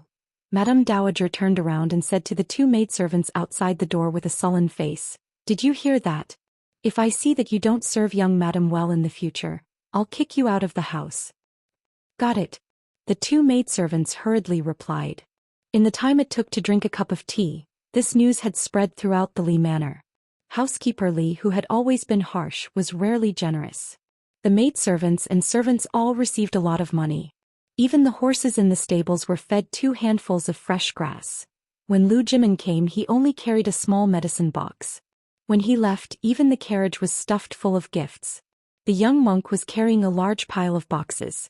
Even his head could not be seen. Sigh. The doctor from the capital walked out of the Li family's gate and put away a copper coin threaded with a red thread. He sighed with a face full of regret. Hello, second young mistress. Mississippi Lu walked through the gate and happened to see a man riding a horse straight out of the manor. She frowned. When she walked through the gate, she saw the joyful expressions on the faces of the maidservants in the manor. She was slightly startled. In Hibiscus Garden, it was a rare occasion of the year. This glazed Buddha statue, the starting price is 8,000 taels. 10,000 taels. 11,000 taels. 12,000 taels. The monks did not reject anyone who came to the Buddha statue. It was not just the capital. 3 days was enough for the monks from the neighboring prefectures to rush over upon hearing the news. In fact, ever since the old emperor invited many senior monks to appraise the Buddha statue, many monks from other places had rushed over. Although they had missed the stained glaze appraisal conference, they had made it to the Wang family's charity sale. The monks were extremely generous. They did not hesitate to shout out 10,000 taels of silver. This also made the nobles in the capital realize who were the truly rich. At the very least, they would hesitate to take out so much money at once. For those who did not have much money, it was no different from digging out their hearts. Fortunately, the Wang family did not stand on ceremony with the monks. However, the prices of the other glazed wares and jewelry were much cheaper than those in the palace. However, when one thought about the large amount of glaze they had obtained from foreign merchants, it was not surprising that the prices were a little lower. Of course, some of the small incidents that happened would occasionally surprise the crowd. For example, the Wang family directly offered 50,000 taels of silver for a glazed statue that resembled the living old master of the Cui family, which was almost 5 times the price of a Buddha statue of the same size. The Cui family almost flipped the table on the spot, but in the end they had to swallow their anger and buy it. If the old master's glazed statue were to be bought by someone else, the Cui family would lose face. It was not something that could be bought back with 50,000 taels of silver. When Feng walked out of Hibiscus Garden, he was still rubbing his hands. Li Yi could even feel his whole body trembling. Come to think of it, this was like a penniless pauper suddenly mastering the godly skill of turning stone into gold.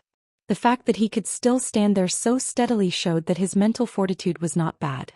To a certain extent, this was even better than turning stone into gold. After all, glaze was more expensive than gold. In fact, Li Yi did not understand Feng's behavior.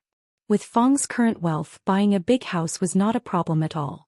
If he could get past Madame Feng, a beautiful concubine could enter the house at any time. However, although he had money, he had never spent it. The money for Zhuzi's marriage should have been enough a year ago, right? Thinking about it carefully, it seemed that he was the same. The money that he had worked so hard to earn was all squandered by Mississippi Lu before he could spend it. What's wrong? The carriage suddenly stopped. Li Yi remembered that he had just left Hibiscus Garden not long ago. There was no reason for him to be home now, so he lifted the curtain and asked, "Young master, do you want to go in and have a look?" Feng's face showed a hesitant expression, and he pointed to the alley beside him and said, "I'm not going today," Li Yi said as he lowered the curtain after taking a look. "Okay." Feng nodded, got off the carriage and lifted the curtain. Li Yi jumped off the carriage and walked to the alley. "Lily, Miss is not home today." Xiao Cui opened the door and shook her head. "Not home? Where did she go?" Li Yi looked at her and asked. "He just went to the shop. Miss may come back with sister watching in the evening." Xiao Cui looked at him and said, "Lily, do you want to come in and wait for a while?" "No need." Li Yi shook his head and said, "I'll go first." Xiao Cui stood at the door and watched her walk away before closing the door. She walked to the yard and asked, "Miss, why did you lie to Li and say that you were not home?" Zheng Zimo shook her head and did not speak. There was another knock on the door. "Must be Li coming back again?" Xiao Cui asked as she walked. "Miss, what should I say this time?" She opened the door a crack, poked her head out and said, "Lily, Miss said she is not home. You." She was startled and looked at the stranger in front of her. She asked in confusion, "May I ask who you are looking for?" Hearing footsteps that were different from Xiao Cui's, Zheng Zimo took a deep breath and was about to speak when she saw the person standing in the yard. After a moment of shock, her face immediately turned pale. The middle-aged man sighed and said, "Sumo, you have been in the capital for so long. Why haven't you gone back to see?" Chapter 639. Home. Zheng Zimo gave a self-deprecating smile. 13 years ago I had no home. Do you still remember what happened 13 years ago? I don't dare to forget. Zheng Zimo shook her head. When she looked up at the middle-aged man again, her expression had returned to calmness. She said, "What brings you here today, Assistant Minister Zheng?" Feeling the alienation in her words, the middle-aged man sighed and said, "I was just a small official in the Ministry of Revenue. I couldn't change the overall situation and could only watch my brother fall into trouble. Later I also went to the musical house to find you. At that time I learned that you had been ransomed with a large sum of money. All these years I have never given up looking for you." The middle-aged man looked at her and said slowly, "That day Zijian said that the person he saw in the Drunken Moon Tower seemed to be you. Only then did I know that you had come to the capital. These days I have been afraid to see you because I am worried that you still can't forget what happened in the past. What else can I do for you, Assistant Minister?" The middle-aged man looked at her and said seriously, "Come back. The Zheng family is no longer the Zheng family 13 years ago. I promise that from now on no one will bully you. You are still the young lady of the Zheng family. I want to make it up to you all these years." The Zheng family is indeed no longer the Zheng family 13 years ago, and I am not the young lady of the Zheng family 13 years ago. Zheng Zimo looked calm. She shook her head and said, if there is nothing else, Assistant Minister Zheng, please go back. Zimo. A trace of pain appeared on the middle-aged man's face. He said, until now you still refuse to call me second uncle? Shall they see the guest out? Zheng Zimo stood up and walked toward the inner yard. The moment she turned around, 2 lines of tears fell silently from her pretty face. I will come again. The middle-aged man sighed and looked up at her. There is one thing I need to remind you of. Stay away from that Earl of Chong, and the farther the better. Zheng Zimo's footsteps paused, and then she sped up and disappeared behind the moon gate. Please go back. Xiaozue stood behind her, glanced at the middle-aged man and said politely, Father, how is it? The young man was waiting at the door. Seeing the middle-aged man come out, he immediately stepped forward and asked, let's talk when we get back. The middle-aged man raised his head and glanced at the tea house opposite him. There were already several people walking over here. He withdrew his gaze and walked towards the entrance of the alley. Not long after, an angry and embarrassed voice came from the carriage. What? She actually refused? Does she think she is, Pa? The middle-aged man slapped the young man's face and said coldly, shut up. If it wasn't for your uncle protecting us and taking all the blame, do you think you would still be sitting in the carriage today? The middle-aged man glanced at him and said, we owe her too much. Drunken Mo is my eldest brother's only flesh and blood. Fortunately we found her. Otherwise my conscience would never be at ease. No matter what grudges you have between the two of you from today onwards, everything will be written off. I understand, Father. The young man covered his face and nodded. But when he occasionally turned his head, his eyes were filled with disdain and resentment. What debt? What flesh and blood? One made him suffer for several months, and the other ruined his future, becoming the laughingstock of the capital. From then on he could only live at home and wait for death. Even if the king of Shu ascended to the throne in the future, there would be an indelible stain on him. The hatred was as deep as the sea. How could it be written off? The carriage stopped in front of the mansion. When the middle-aged man got off the carriage, the gatekeeper came forward to report, Master, several lords have been waiting in the mansion for a long time. The palace seems to have sent someone over. The middle-aged man was stunned for a moment before he quickly stepped into the mansion. Lord Singh, you're finally back. We've been waiting for a long time. As soon as he stepped into the hall, several people stood up from their chairs and came forward to greet him. Sorry. I just went out to deal with some matters. I wonder what's the matter with your sudden visit? The few of them did not speak. Instead they turned their heads and looked at a eunuch sitting in the main seat. Does the imperial concubine have any orders? Xing Shichun's heart stirred. He immediately stepped forward and asked. The eunuch's voice was feminine and harsh. The imperial concubine wants me to ask you, what kind of climate do you plan to see Li Yi form in the imperial court? The expressions of the few people changed when they heard this. You're on your own. The eunuch only said a few words before he floated away, leaving the few people in the room looking at each other. One of them sighed and said, it seems that the imperial concubine is still dissatisfied after the incident in Chongyuan Palace. Another person nodded and said, the imperial concubine's worries are not unreasonable. Who would have thought that a small character who could be easily crushed would grow to such an extent? Now he is no longer relying on the protection of His Majesty. But it's not so easy to touch him now. Not only do we have to face His Majesty, but we also have to face half of the imperial court. Someone said worriedly. The current Li Yi, the Earl of Chong, was no longer the inexperienced and insignificant person that he was a year ago. If one counted carefully how many things had he done directly or indirectly, and how much support had he received from the courtiers over the past year. He was not a person of the officialdom. They were powerless against such a person a year ago. So what could they do after a year? If they really had to face it head-on, some of them might even be smashed to pieces. This matter can't be rushed. We need to think about it at length. Xing Shichun thought for a moment and said, I think the others have also received the imperial concubine's instructions. Let's act according to the circumstances. Everyone nodded when they heard this. This time the imperial concubine should be serious. That county earl would probably have a hard time in the future. Ba. Li Yi waved his sleeves to sweep away the dust on the road. He looked at old Su and said discontentedly, "What's the matter that makes you so anxious? Is it because your wife is pregnant?" "No." Old Su jumped off the horse and said excitedly, "Sir, it's the first Mississippi. The first Miss is pregnant." "What?" Li Yi's body shook and his eyes widened. He grabbed his arm and asked, "What did you say?" "The first Miss is pregnant." Old Su panted heavily and said, "Just now an imperial physician surnamed Lu went to our house. After feeling the pulse he said that the first Miss is pregnant. Also, a monk sent a prescription to prevent the miscarriage. Young master, you should go back quickly." "Stop talking. The young master has already left."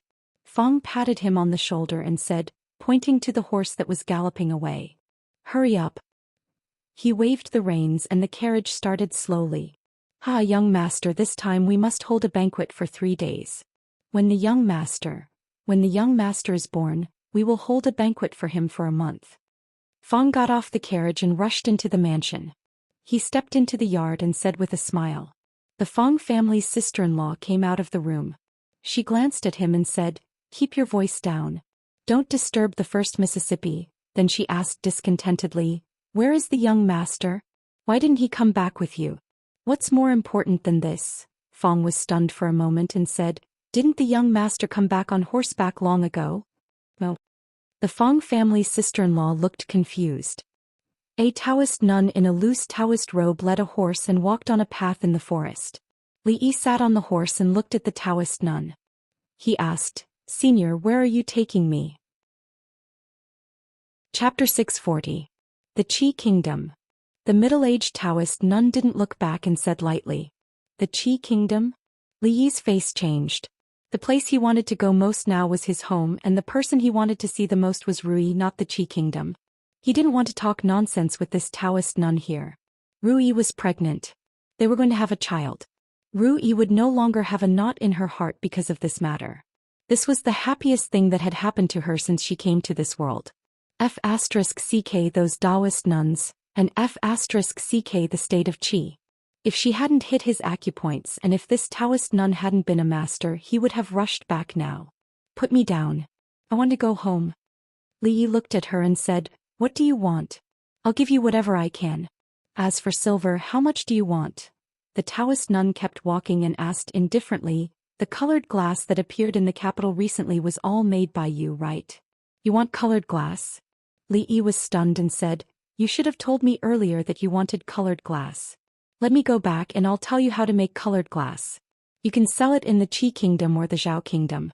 If you don't believe me, you can go back with me." The colored glass was about to become worthless glass. Even if this Taoist nun knew how to make it, it would be useless. Besides, once they got home, it was uncertain who would rob who. The Taoist nun looked back and said, "If I were you." Li Yi suddenly felt a strange cold wind blowing around him. "So, you won't let me go back no matter what?" "You have to go with me." The Taoist nun looked at him and said, "Don't worry, I won't hurt you. I'll let you go in 1 or 2 years, or at most 3 or 5 years. At that time, as long as you want, you can not only enjoy endless glory and wealth, but also be above tens of thousands of people. Forget about this kind of low-level emblem brainwashing." Li Yi lowered his head and cursed, F***CKU. "What did you say? Must you go?" "I have to go." "Can I write a letter and send it back?" 3 days later. There's news from the Skynet. Sir and a Taoist nun were seen outside the capital today. At that time, Master was riding on a horse and the two of them were heading west. We've also found out the identity of the Taoist nun. She's the leader of a cult and is known as the Empress of Heaven. She once participated in the Hero Assembly. Strength assessment. Master. At present, we can only confirm that they should have gone west. Their exact whereabouts are unknown. Lu Luo spoke quickly. After carefully sorting out the information he had just received from Skynet, he immediately sent it back. "It's her? Why did she kidnap you?" Rui frowned. "I'll go after them immediately." "Where are you going?" Madame Dowager grabbed her and said, "You're pregnant and you're a woman. Where can you go?"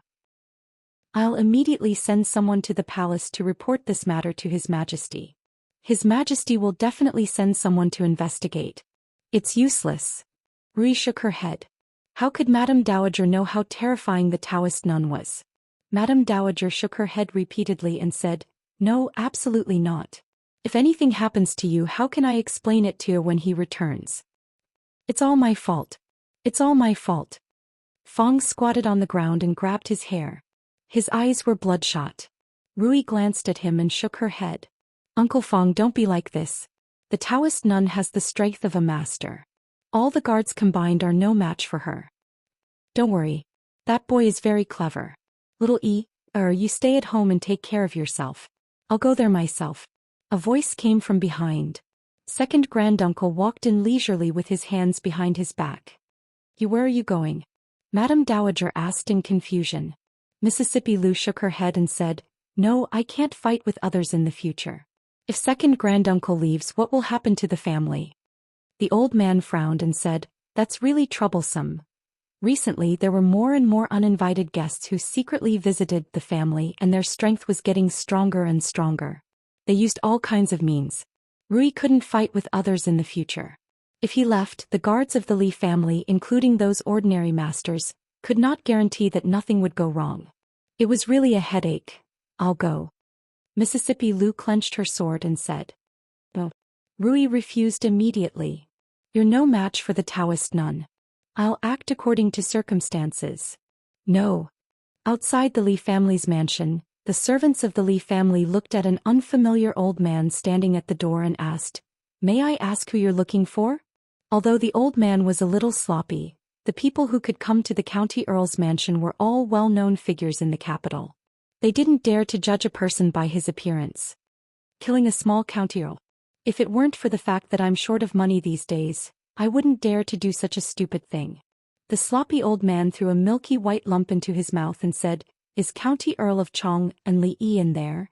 Although he was a grandmaster, grandmasters were not above the common people. They also needed to eat and drink. Although it was shameful to do this kind of killer's work, he had never cared about this kind of thing in the past. This time he was asked by a family with whom he had a little connection when he was young to take the life of County Earl Li. 100,000 taels of silver was the reward. The servant of the Li family said honestly, "No." The sloppy old man was stunned and asked, "Where did he go?" "He went out and hasn't come back yet." The old man frowned and said, "In that case I'll wait here for him to come back." As soon as the old man finished speaking, the servant only felt that everything in front of him went black, and then he collapsed on the ground powerlessly. "You're lucky. 100,000 taels of silver for one life. I said one life and I mean it. I'm a man of my word." The sloppy old man murmured and knocked out several maids and servants in the courtyard. He also casually took care of several people who looked like guards. Hearing a sound coming from a courtyard, he strode in. "I only kill." The sloppy old man didn't finish his sentence. He was stunned when he saw several figures standing in the courtyard. He immediately bowed to the ground and said, "I'm sorry.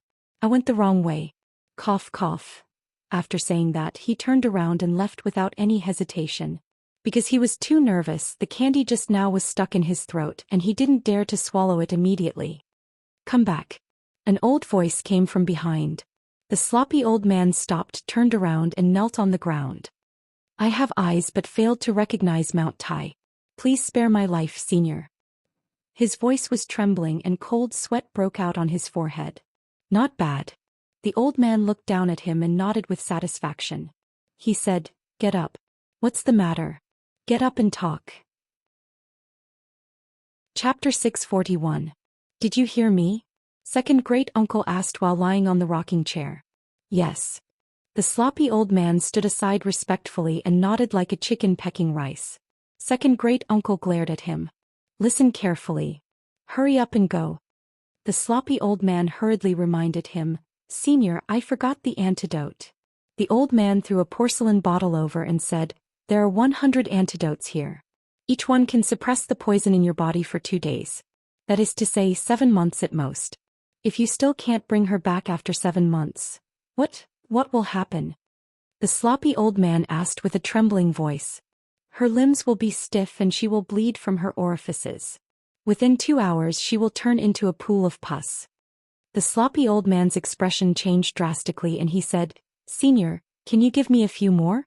The world is so big and it's so difficult to find a person. What if you still can't find her after 7 months? Second great uncle nodded and said, so you can't delay. The sloppy old man was speechless.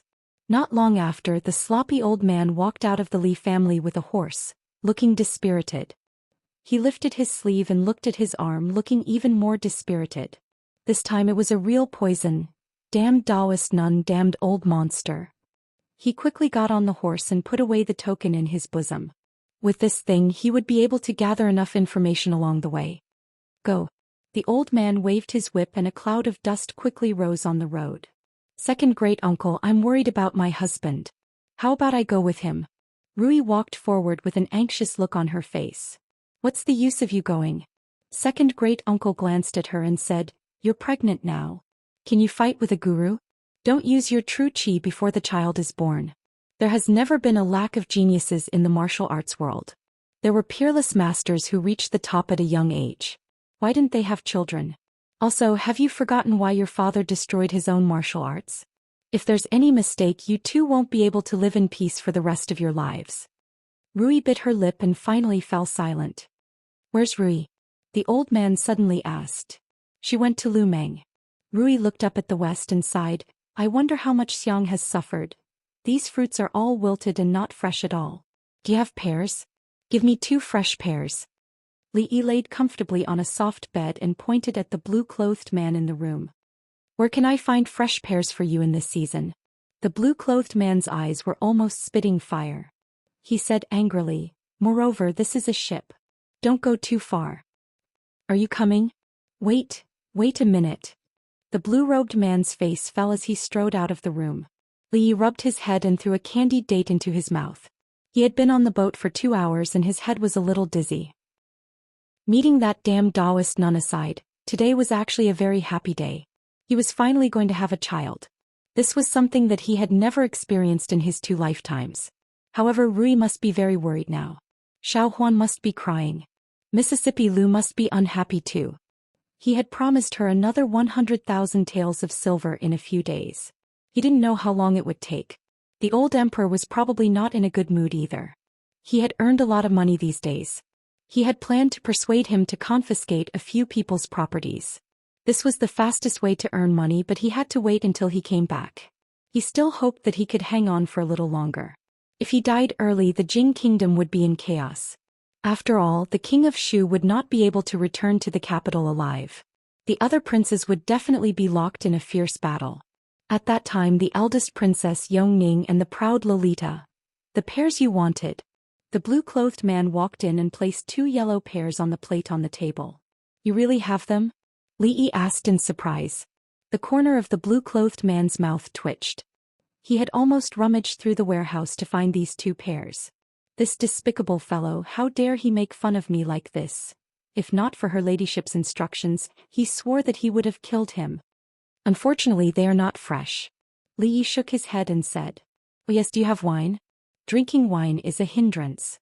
Her ladyship forbids it. Bring a jar of wine over. Let me tell you, don't go too far. Are you going to bring it or not? This wine doesn't have any taste. Li Yi shook his head. However, it was fine. If he really brought the wine from Rui workshop, he would not be able to handle it. Suddenly, Li Yi thought of something. He pointed outside and said, I saw a pleasure boat just now. Do you want to call 2 women from there? Forget it. Seeing that the blue-clothed man was on the verge of exploding, Li Yi waved his hand and said, I don't need women. It's rare to be happy today. Let me treat you to a drink. Her ladyship said that we can't drink wine. Where are we going? Li Yi took a bite of the pear and asked with a smile. A trace of confusion appeared on the blue-clothed man's face. He said, of course we are going to the Qi kingdom. The root of our holy religion is in the Qi kingdom. I'm not bragging, but we have 100,000 believers in the Qi kingdom. So many? Li Yi had a surprised expression on his face. A multi-level marketing organization that had 100,000 members could be regarded as a classic example. Who didn't know how to brainwash? If he could get these people over. The blue-clothed man showed a disdainful expression and said, this is nothing. Not only the Qi kingdom but also your Jing kingdom. The holy religion has many believers. We deliberately took a detour to go to the Shu kingdom. You know the king of Shu, right? Yes, I've heard of him, but I'm not familiar with him. Li nodded. When he was about to continue asking, he suddenly heard a bang. The blue-clothed man fell on the table and snored. Carry him out. The middle-aged Taoist nun walked in from outside the cabin and waved her hand. Immediately, someone carried the blue-clothed man out. What do you think? As long as you join our holy religion, you will immediately receive the treatment of a protector. I hope you can consider it carefully. I don't even need the Lu Alliance to work for our holy religion. The Taoist nun said. When she looked up again, she found that the young man in front of her had fallen asleep on the soft couch. She frowned and turned to walk out of the room. She waved her sleeves and gently closed the door. Keep an eye on him, she said to the two people at the door, then floated away. Zhou Xian happily stepped into the mansion. As soon as he entered, he said loudly, I just met Lu Jimin at the palace gate. He said. He looked at the young servant girl with red and swollen eyes and asked, What happened? Who bullied you? After a while he walked out of the Li mansion with a gloomy face. He got on the carriage and said in a low voice, To the palace. That boy's wife is pregnant? Emperor Jing put down the accounts in his hands and temporarily suppressed the joy of nearly 1,000,000 taels of silver entering the national treasury. He smiled and said, Pass the decree that Chong'an County Earl Li Yi is dedicated to his duty and shared the emperor's worries. He will be granted the title of Marquis of Chong'an County. His wife, Lady Lu, is smart, virtuous, dignified and elegant. Changde hurried in from outside the hall. He looked up at Emperor Jing and said, Your Majesty, County Earl Li Yi is in trouble. Bastard. How could such a thing happen under the emperor's rule? Emperor Jing's face darkened. The next moment he covered his chest and frowned deeply. After a quarter of an hour, a group of fast horses galloped out of the palace gate. The secret intelligence office turned out in full force, which made the officials and nobles in the capital tremble. The Glaze Bazaar had just ended. Was His Majesty going to make a big move again? When Li Yi woke up from his sleep, it was already dusk. He pushed open the door and walked out. On the sparkling river there were groups of pleasure boats and laughter. He didn't know where he was. Aren't we leaving? He looked at the two people at the door and asked. The river is congested at this time. Her ladyship has ordered us to leave after midnight. Li Yi nodded and said, It's still early. Why don't we go up and listen to the opera and watch the singing and dancing? What did you do to me just now? The man in blue walked over angrily from the side. I want to go up and listen to the opera. Do you want to come with me? The man in blue said angrily, Don't even think about it. I won't be fooled by you again. You can only stay on the boat. You can't go anywhere. Li Yi waved his hand and said, Then I'll go and ask your ladyship. After a quarter of an hour. Look, isn't it more interesting to go out than to stay on the boat? Li Yi looked back at the dozen people behind him, pointed to the front and said, There is a brothel in front. Go in and watch the opera and listen to the stories. If you see anything you like, just buy it. I'll be the host today. Remember to go back and ask your ladyship for reimbursement. Chapter 642. Usually they did not pay much attention to places like the brothel. Seeing it today, the apostles of the holy religion were surprised to find that the play in the brothel was actually so interesting. By Suzhen, humans and demons cannot love each other. The sea of bitterness is boundless. Repent and you will be saved.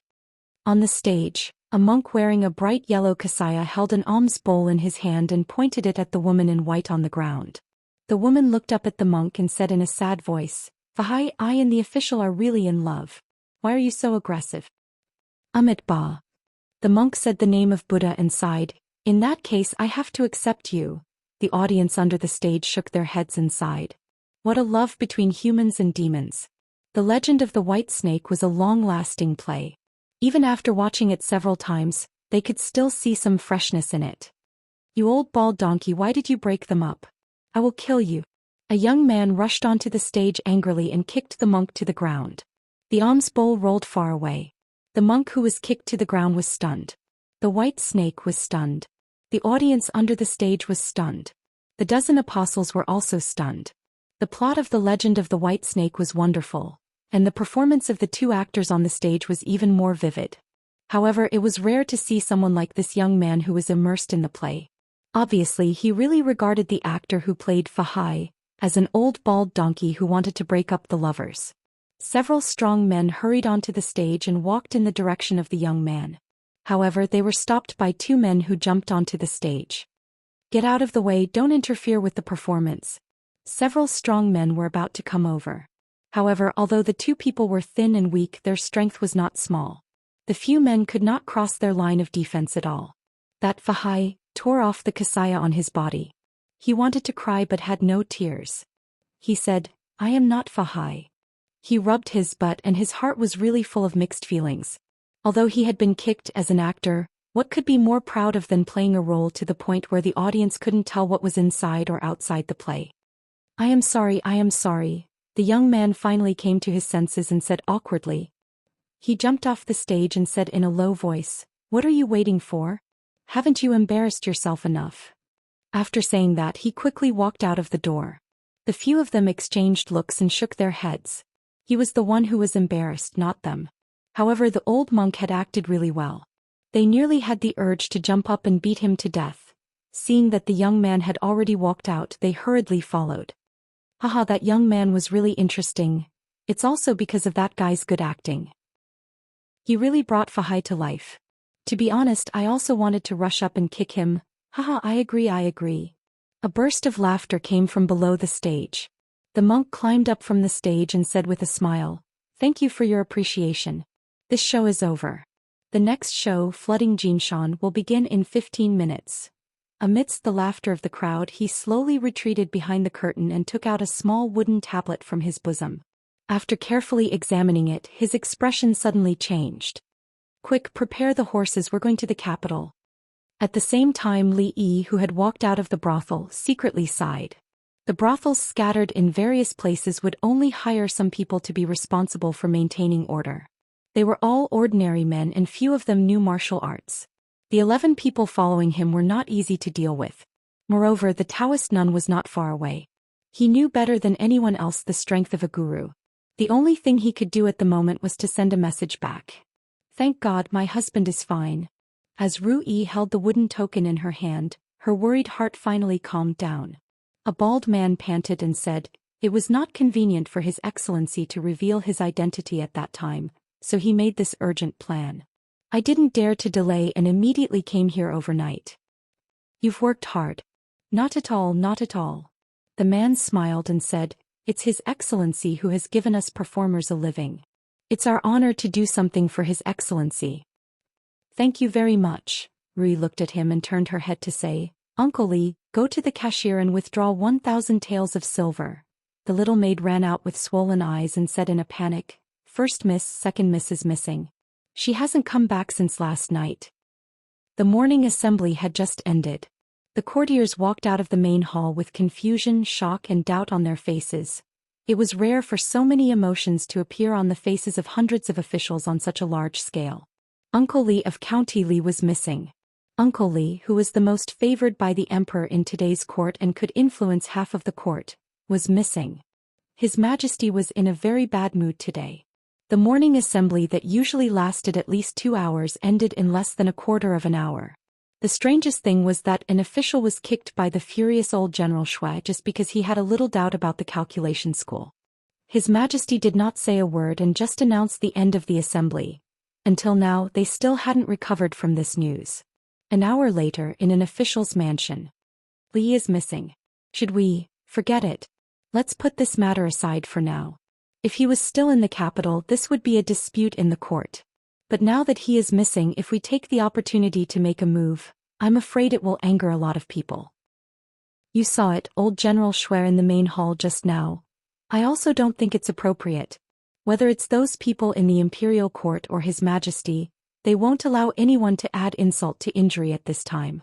In my opinion, Li Yi has offended so many people that there's an 80% chance he'll never return. Without him, there's nothing to worry about." They did not expect the situation to change so quickly. They quickly finalized some things. Without Li Yi, there is one less biggest stumbling block in front of the King of Shu. "Congratulations, congratulations. Zumo, what's wrong with you these days? Are you not feeling well?" Wan Ruoqing looked at Xing Zumo, who was sitting on the stone bench in the yard in a daze, and asked worriedly. "Zumo? Zumo?" Wan Ruoqing walked over and waved her hand in front of her eyes. Zheng Zimo came back to her senses and said, "Don't bother. I've asked Xiao Cui to buy breakfast." Wan Ruoqing was startled. She reached out and touched her forehead saying, "It's not hot, but you've been really strange these days. I'll ask Yuzhu to get a doctor." "There's really no need." Zheng Zimo waved her hand. At this time Xiao Cui ran in from outside in a panic and said loudly, "Outside, outside, everyone is saying that Li is missing." Wan Ruoqing's expression froze and Zheng Zimo stood up abruptly. "Cheers." In the drunken moon tower, several young men frequently clinked their glasses, their voices full of joy. "That scourge has finally received retribution. I really hope I never see him again. Yes, if he's going to disappear, it's better to be thorough. Every time I think about this, I can't help but want to laugh." Several famous playboys in the capital swept away their gloomy mood and their faces were full of smiles. "I heard that he has 2 lovers in Willow Lane?" Li Jianren's face showed an inexplicable smile and he said, "This time he can't even protect himself. Let's see who can protect them. Say, even if he can come back and see that those 2 lovers are already, what will he think?" There was another burst of laughter. Suddenly, someone looked at the young man in the corner and said, "Zijian, I heard that Miss Zheng, who caused us so much trouble last time, has something to do with your family?" Xing Zijian shook his head and said, "What Miss Zheng? I don't know." Li Jianren laughed and gritted his teeth. "If that's the case, then I won't be polite." At the same time, in a courtyard somewhere in the capital, a man with thin cheeks and wearing a blue robe looked at the dozens of people in the courtyard and said, "You are all the elites of the holy religion left in the capital. The Empress has ordered us to lie low and endure. However, although the Empress has left the capital, there is still her incarnation in the capital. Since we have entered the holy religion, it is our duty to protect the Empress and strengthen the holy religion." Chapter 643. Some officials in the capital city had been waiting anxiously for a long time. Finally, the news of the imperial concubine came. The series of measures against the Earl of Chong and was temporarily cancelled. This made them heave a long sigh of relief in their hearts. The atmosphere in the court was not right these days. Of course, this kind of abnormality was mostly reflected in His Majesty. There were already quite a few ignorant officials who were reprimanded in court for making small mistakes, so there were quite a few who were demoted. Until now, the officials realized that the position of the county Earl Li in His Majesty's heart was probably higher than they had expected. Besides rejoicing, there was also a little fear in their hearts. They were afraid because if they really chose to fight with him head-on, they were afraid that the loss on their side would be too great to bear. As for rejoicing, it was naturally because such a person was not in the capital city, and it was very likely that he would never come back. Otherwise, the return of His Highness, the King of Shu, would be greatly hindered. No one wanted to have such an enemy. Not to mention how many people stood behind him. Just counting the school, many officials were tied to him. Once the accounts were checked, there would be a purge in the court. The power that belonged to His Highness, the King of Shu, really could not stand any more torment. After some depression and wind and rain, the capital city returned to the surface of calmness. In the Hall of Diligent Government, Emperor Jing put down the memorial, rubbed between his eyebrows and said in a deep voice, "Send more people. Send 10 executives in the palace out. If they can't find him, don't come back." Changda's figure silently retreated. In the wide square of the Ganlu Hall, a figure was moving and the sword shadows were dense. A gray-haired old woman stood in the distance and looked at it, sighing slowly. Not long after, the figure stopped and walked here. He did not look at the golden egg fried rice on the stone steps, but carried the jar of wine beside him into the hall. In the mathematics college, the classroom was empty at lunchtime. Li Xian looked out of the window absent-mindedly. Another handsome man came in with a lunchbox and put it in front of him. After glancing at him, he walked out without saying a word. Outside the college, Li Han's chubby figure had lost a lot of weight. At this moment he was standing in the corner with his hands behind his back, loudly reprimanding several young men. 10 days. The young maidservant sat in the courtyard, counting the days with her fingers. Although her face was much paler than before, it was still somewhat healthy.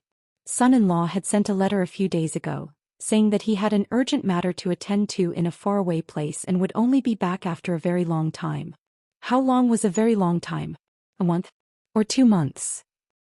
She was actually very happy that Miss was pregnant, But the son-in-law was not around, and even the second miss had disappeared for almost 10 days. She just could not be happy. Hearing the voice behind her, she looked back and immediately stood up. She hurriedly ran over and said, "Miss, don't move. Let me do it." There was a lot of space inside the carriage and it was covered with a thick brocade couch. However, it was still a little bumpy on the official road. These people seemed to be in a hurry. Except for the first night when the river was congested, they had to stop for a short while. After that, they hurried on day and night. Apart from Daoist nun, there were dozens of people accompanying them. Without exception, all of them were masters. Li Yi had seen 2 of them in purple at the hero conference. They were all masters in the heaven list. The other people in blue also gave off an extraordinary feeling. Not counting the Daoist nun, this kind of strength in the Jianghu could be considered as a not insignificant force. Daoist nun gave him a very strange feeling. Apart from a few words in the beginning, she had not taken the initiative to speak again. She did not even mention the method of making colored glaze. However, as for the various requests that Kiran made to test Kiran and even his rude and excessive actions, Kiran agreed to all of them without hesitation. The more she acted like this, the more he felt that she was plotting something big. He took out a painting scroll from his sleeve. This was the one he had obtained from the man in blue.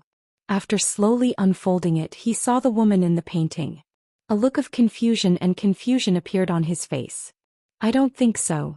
After a long time, he shook his head and dispelled an unrealistic thought from his mind. "Holy religion." Li Yi leaned against the carriage and slowly said a few words. "Good stuff." In another carriage ahead, a middle-aged Taoist nun sat cross-legged with a thin book in her hand. In the 6th month of the first year of Jinghe in Prefecture, Li family village. On the 7th day of the 7th month, Immortal at the Magpie Bridge, the unknown scholar's name Shuqing in Prefecture. On the 15th day of the 8th month, Shuidiao Getu, he was awarded the title of number 1 scholar of the Jing Kingdom. Candied haws, rui nectar, strong wine, scented soap, perfume, master of heavenly punishment, changed interrogation by torture, innovated mathematics, turned the tide, defeated the envoy of the Qi Kingdom. After a while, the Taoist nun put the book to one side and said, "Invite that guest over." "Yes, madam." Immediately, one of the men turned his horse around and rode to the front of another carriage. He said to the people standing guard outside, "Her ladyship has orders to invite this guest over." "Shoo." One of the men made a shushing gesture and said, "Keep your voice down." "He fell asleep again?" The man's face showed an expression of disbelief. The others nodded helplessly. "Forget it, I'll go report to her ladyship." The man shook his head helplessly, turned his horse around again and rode forward. He had seen people who liked to sleep, but this was the first time he had seen someone who slept during the day and slept at night, only waking up for meals. No wonder her ladyship treated him so specially. After all, there weren't many people in this world who liked to sleep so much. Then let's wait for him to wake up. After reporting the truth, there was a pause before a voice came from inside the carriage. It was already late at night in the capital. There was less than an hour left until the curfew. There were almost no pedestrians on the streets. 2 slightly tired figures walked out of a brothel. A few steps behind them, several figures followed closely behind. Wan Ruoqing turned her head and asked, "Zumo, are you really going to the Zing family tomorrow?" Zumo nodded and said, "I want to go there and bring back my parents' memorial tablets." Wan Ruoqing thought about it and said, "I'll go with you." Zumo shook her head. "No need. It's not a dangerous place. I'll be fine alone." "All right, I'll wait for you outside the Zing family tomorrow." Wan Ruoqing nodded and then sighed. "I wonder how he is. There hasn't been any news from the brothel for a long time." Zumo raised her head and a trace of deep regret appeared on her face. If she hadn't asked Xiao Tui to lie to him that day, if she had asked him to stay for just a quarter of an hour, would that incident not have happened? Who? Suddenly, an explosive shout came from behind them. The 8 people immediately rushed forward and surrounded Wan Ruoqing and Zing Zumo with their backs to the outside. One of them even unsheathed his weapon and revealed a vigilant expression as he pointed to a distant alley on the side. One person looked into the darkness and said coldly, "Stop hiding and come out." Only the man's words echoed in the dark alley. There was still no sound. Chapter 644. You four escort the two girls and leave. We'll take care of this. The leader turned around and ordered. Suddenly a xiao sound came from the air. He staggered and covered his shoulder. He immediately said, "There are archers on the other side, quickly dodge." Swoosh. Swoosh. However, his warning was a little too late. After a few sounds, 3 more people were shot. Fortunately, the wounds were not fatal. Their expressions changed. One of them immediately took out a bamboo tube and lit it without hesitation. A dazzling white light suddenly lit up from his hand and exploded in the night sky. Move quickly. Catch the 2 women. Kill the others. A low voice finally came from the depths of the alley, and more than 10 people walked out from it. In the deepest part of the alley, a masked young man smiled coldly. "Did you go out with them again yesterday?" Zhou Xian asked his son as soon as the banquet ended. Zhou Xian nodded and said, "Yes, I just went out for dinner." "Don't hang out with them in the future." Zhou Xian frowned and said, "When the king of Shu gains power in the future, he can get you an official position in the court. Keep your spirits up. Don't hang out with those people all day and give up on yourself." "I know." Zhou Xian nodded and said. Not long after, Zhou Xian looked at his father's back with a trace of sarcasm on his face. Ever since he broke a leg and almost died, Li Jianren's temperament had changed drastically. Even the few people who were close to him had gradually distanced themselves from him. This time, after Li Yi disappeared, he had said many times that he wanted to take revenge for the humiliation he had suffered in the past. He knew that the 2 women were protected by experts, and this was not a small matter at all. He had made ample preparations. He had even gone there personally to witness that scene with his own eyes. Now he had probably succeeded, right? Zheng Zimo? In the entire Zheng family, only his father thought so. Zheng Zijian's mouth twitched and he got up to walk to his room. He would get news of Li Jianren by tomorrow night at the latest. Dazzling fireworks exploded in the night sky. Within a few breaths, the nearest brothels were quickly lit up. However, it was too late. The arrow is poisoned. The 4 people who were shot were lying on the ground, their faces pale. The other 4 were protecting the 2 women behind them. When they saw the dozen people walking out of the alley, their faces turned ugly. "Who are you people?" the leader of the group asked coldly. "Don't let him stall for time," the leader of the opposing side said calmly. "Kill." He didn't expect the other party to be so decisive. The man's face completely darkened as he said, "Ladies, we can only hold them off for a while. You 2 run quickly to the nearest brothel." After saying that, he took the lead and rushed forward. The signal had already been sent. As long as they could buy some time for reinforcements to arrive, these people would no longer be a threat. The other 3 glanced at each other before pouncing forward one after another. Although Wan Ruoqing and Zheng Zimo looked anxious, they also knew that the 2 of them would only be a burden here. They quickly turned around and ran back. How could the opposing side let the 2 of them go? Immediately, 4 people quickly chased after them. The few men were entangled and could only watch helplessly as they passed by them. "Let's see where you can run to." The 4 people walked side by side. When they passed a certain street corner, a sneer appeared on their faces. However, at this street corner, a blade suddenly flashed and 4 heads rolled to the ground. "Disrespecting the queen, you deserve to die." A figure walked out from behind with a bloody long blade in his hand and said coldly. More and more figures walked out from behind him and turned their heads at the same time, looking at the deep alley not far ahead. Why haven't they come back yet? Seeing that the 4 people who were not afraid of death actually stopped everyone, and there was still no news of the 4 people who had just left, the leader finally frowned. The 4 of them all had extraordinary skills, but it took them such a long time to deal with 2 weak women. If they delayed any longer, the situation might change. The man was about to open his mouth to adjust his plan, but at some point he saw many figures rushing over from the opposite side. His expression finally changed. "They're finally here." The eyes of the 4 big men lit up and they no longer continued to fight. They quickly retreated to the back and said to the figures, "These brothers are injured. We'll take them to find a doctor first. I'll leave this to you." After saying that, they quickly carried the 4 people on the ground and went to the nearest clinic. "Ladies, there's nothing here?" After a while, a man held a torch in his hand and looked around. Except for the blood on the ground, there was no one at all.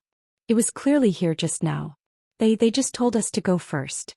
Wan Ruoqing walked over and after looking around her face showed an anxious expression. It's impossible. The man also looked puzzled. At this moment, a man covered in blood ran over from afar and asked, "It's all thanks to you. Are the two ladies all right? Where are the others?" Wan Ruoqing hurriedly walked over and asked, "How are your injuries?" "They're all in the clinic in front." Seeing that the two of them were safe, the man let out a long sigh of relief and said, "They're all superficial wounds, it's not a big deal. Just now, thanks to these brothers who arrived in time, otherwise I might really lose my life here today." "Which brothers?" The man opposite asked with a puzzled expression. "What happened just now? Weren't you the ones who rushed over just now?" The man asked with a puzzled expression. "Not far from here in a hidden courtyard." "Tell me who ordered you to do this." More than 10 people were tied up and kneeling in the courtyard. A young man pulled the black cloth off one of their faces and asked slowly. The man sneered, clenched his teeth and said, "Don't even think about it, I advise you." With a flash of saber light, a head flew up and rolled not far away. The headless corpse fell to the ground. The young man walked down to the next one. "Tell me who ordered you to do this." Seeing his companion's head separated from his body, the man's complexion changed. He said, "You had better not." With another flash of saber light, the young man walked in front of the third person. "Tell me who ordered you to do this." The black-clothed man pointed at the last person and said with a trembling voice, It was Li, it was young Master Li Jianren, I beg you, don't kill me. Disrespecting the heavenly empress, you all deserve to die." The young man took a step back and waved his hand. In an instant, several saber lights appeared in the courtyard. The young man walked to the last black-clothed man in the courtyard and slowly said, "Now it's your turn." The figure's body was already trembling like a sieve. He said, You dare kill me? My father is the assistant minister of the Ministry of Works. You can't kill me." "Young master, assistant minister of the Ministry of Works, I've offended you." The young man looked at him without any emotion in his eyes. In the next moment, there was the sound of a saber cutting into flesh. Li Jianren's eyes suddenly widened and then he did not close them again. Chapter 645. The time when Xianxia saw Li Jianren again was not as early as he had expected. Because Li Jianren was missing. As a famous playboy in the capital city, it was not a big deal for him not to go home at night. He often stayed in brothels at night and enjoyed himself all night. It was common for him to go home at noon or in the afternoon the next day. Especially after Li Jianren broke his leg and almost died, he completely abandoned himself to despair. It was not unusual for him not to go home for several days in a row. It seemed that the Li family had completely given up on him and began to support another direct descendant of the Li family, who had not been valued so much before. However, all the playboys, including Xianxia, understood that Li Jianren did not go to seek pleasure last night. More than 10 assassins dealing with 2 weak women should have been a simple matter. However, until noon the next day, not only was there no news from those people, even Li Jianren had disappeared without a trace. This matter was a little unusual. Something is wrong. Did something happen to him? What could possibly happen to so many people? Could it be that those 2 women managed to kill all of them without making a sound? In a restaurant, several playboys looked uncertain. Xianxia said with a sullen face, "Let's go to the Li family." In the hall of the county government, County Magistrate Lu's face was not very good. Early in the morning, someone reported that they were besieged by a group of people who suddenly appeared in an alley last night. Those people even used bows and arrows. 4 of them were injured and were still lying in the clinic. The capital city was under the rule of the emperor, so the public security was naturally the best in the whole Jing kingdom. Although some crimes could not be avoided, it was the first time for him to be intercepted and killed on the road since he took office. More importantly, the case involved 2 important people, so he had to treat it carefully.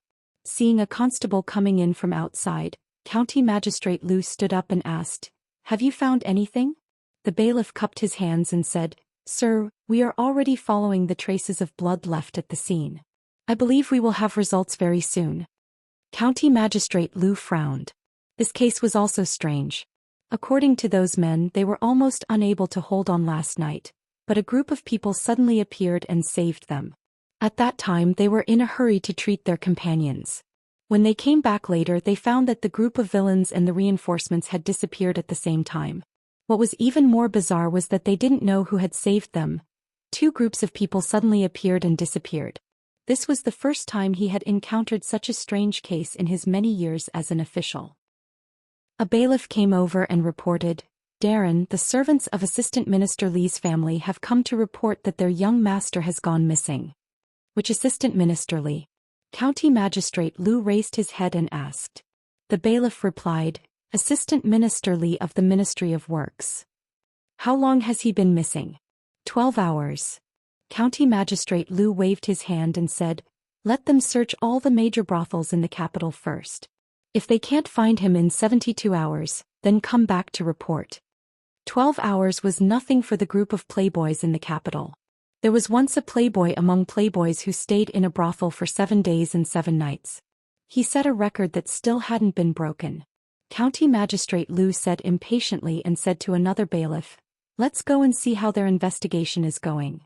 He had just walked out of the county office with a few bailiffs when a bailiff ran over in a hurry. When he raised his head and saw County Magistrate Lu, he said with a pale face, "Sir, something big has happened." County Magistrate Lu's heart skipped a beat when he saw the extremely frightened expression on his face. His heart gradually sank. "Sir, it's just up ahead." With the bailiff in the lead, County Magistrate Lu led a group of bailiffs through streets and alleys. Finally they arrived in front of a house deep in the alley. The bailiff's face was pale. He swallowed his saliva and said, "Sir, we followed the traces all the way and finally found this place." County Magistrate Lu looked at him and asked, "Are the murderers here?" "They're all inside." The bailiff nodded and said. County Magistrate Lu nodded with satisfaction. Recently he was more and more satisfied with the work of the bailiffs in the county office. 15 murderers without exception were all beheaded. One of them was pierced through the heart by a sword. It seems to be Li Jianren, the son of Assistant Minister Li of the Ministry of Works. The bailiff added. "Who did you say?" County Magistrate Lu suddenly turned his head and asked with shock in his eyes. The bailiff said with a pale face, "Sir, before you go in, you must be mentally prepared." County Magistrate Lu's face changed greatly. He turned his head and strode in, followed by several bailiffs. W. The next moment, a chorus of sounds came from the courtyard. Not long after, County Magistrate Lu walked out of the courtyard with the help of 2 bailiffs. He held onto the wall to steady himself. "The few of you stay here and protect the scene." Forcing himself to forget about the scene of carnage in the courtyard, he waved his hand and said in a trembling voice, Immediately report to the Ministry of Justice."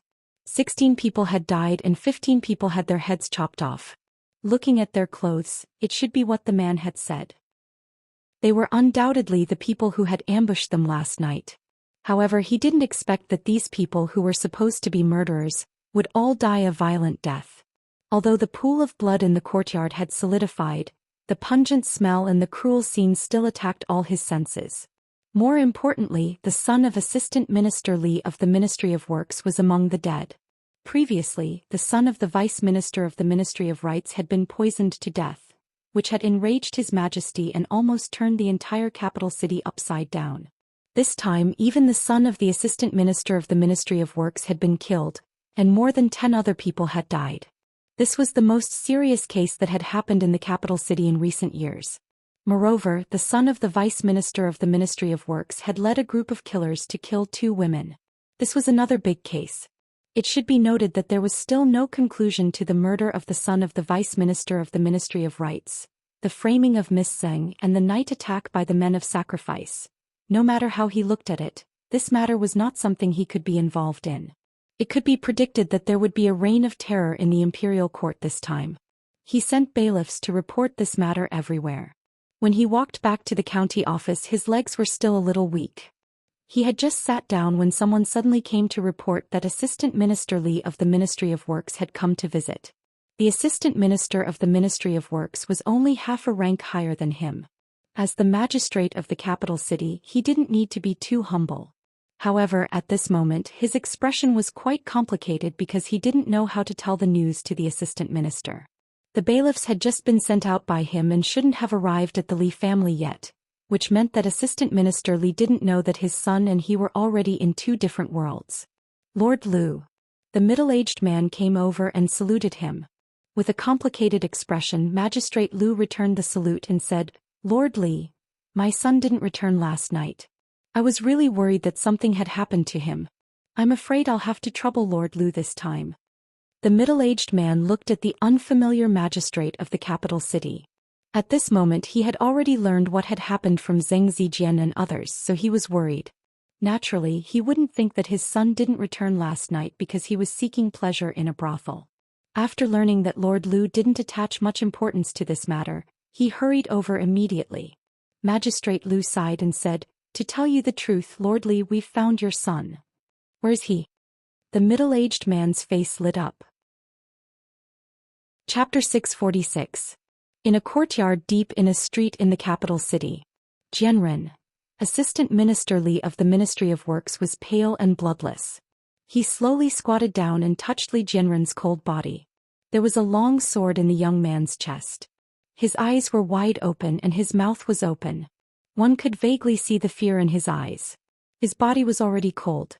The middle-aged man reached out his hand and closed his eyelids. He slowly stood up, closed his eyes and said, "Lord Lu, who killed my son?" County Magistrate Lu sighed and said, "The Ministry of Justice has already sent someone to deal with this case. Lord Li, please restrain your grief." The middle-aged man opened his eyes and said, "Bring Jianren back." Several guards of the Li family came forward and covered Li Jianren's body with a white cloth. A supervisor of the Ministry of Justice frowned and was about to step forward when he was stopped by a young man beside him. "It's okay." "Yes, Assistant Minister Lu." The supervisor of the Ministry of Justice took a step back and said respectfully.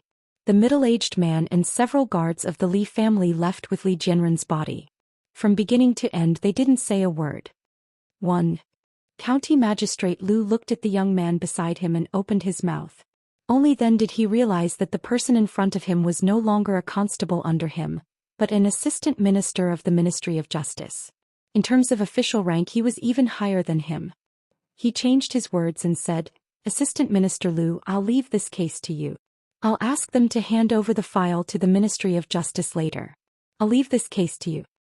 "Lord Lu, you're too polite." Lu Yi smiled and cupped his hands. County Magistrate Lu nodded and turned to leave. When he walked to the door he seemed to think of something and turned his head again. He said, "This case involves the two girls. Lord Li is not here." The son of Assistant Minister Li of the Ministry of Works attacked the two girls at night with more than 10 killers. Later they were all killed by an unknown force. Lu Yi said slowly, "A few months ago someone poisoned the son of the minister-counselor of the Ministry of Rights and tried to frame Lady Zuimo. Then a large number of men of sacrifice attacked Willow Alley at night. I think these things may be related. I also think it's a little strange." County Magistrate Lu nodded and walked out of the door. "Speak." Assistant Minister Li of the Ministry of Works had a calm expression as he slowly spat out a word. Zheng Zijian, Qin Lisan and the others stood in place, their faces pale. They looked at the corpse covered in white cloth and their bodies trembled. Zheng Zijian swallowed his saliva and said, "Uncle Li, speak." The middle-aged man said expressionlessly, "Where did Jianren go last night?" He was suspicious of what they had said before. If it was just two commoner girls, how could things have turned out like this? The middle-aged man looked down and closed his eyes in pain. Li Yi went missing and Jianren said he wanted to take revenge. Qin Lisan lowered his head, gritted his teeth and said, He brought people to cause trouble for Li Yi's two lovers." "What are the names of those two women?" the middle-aged man asked in a low voice. "Zheng Zimo, Wan Ruoqing," Qin Lisan said immediately.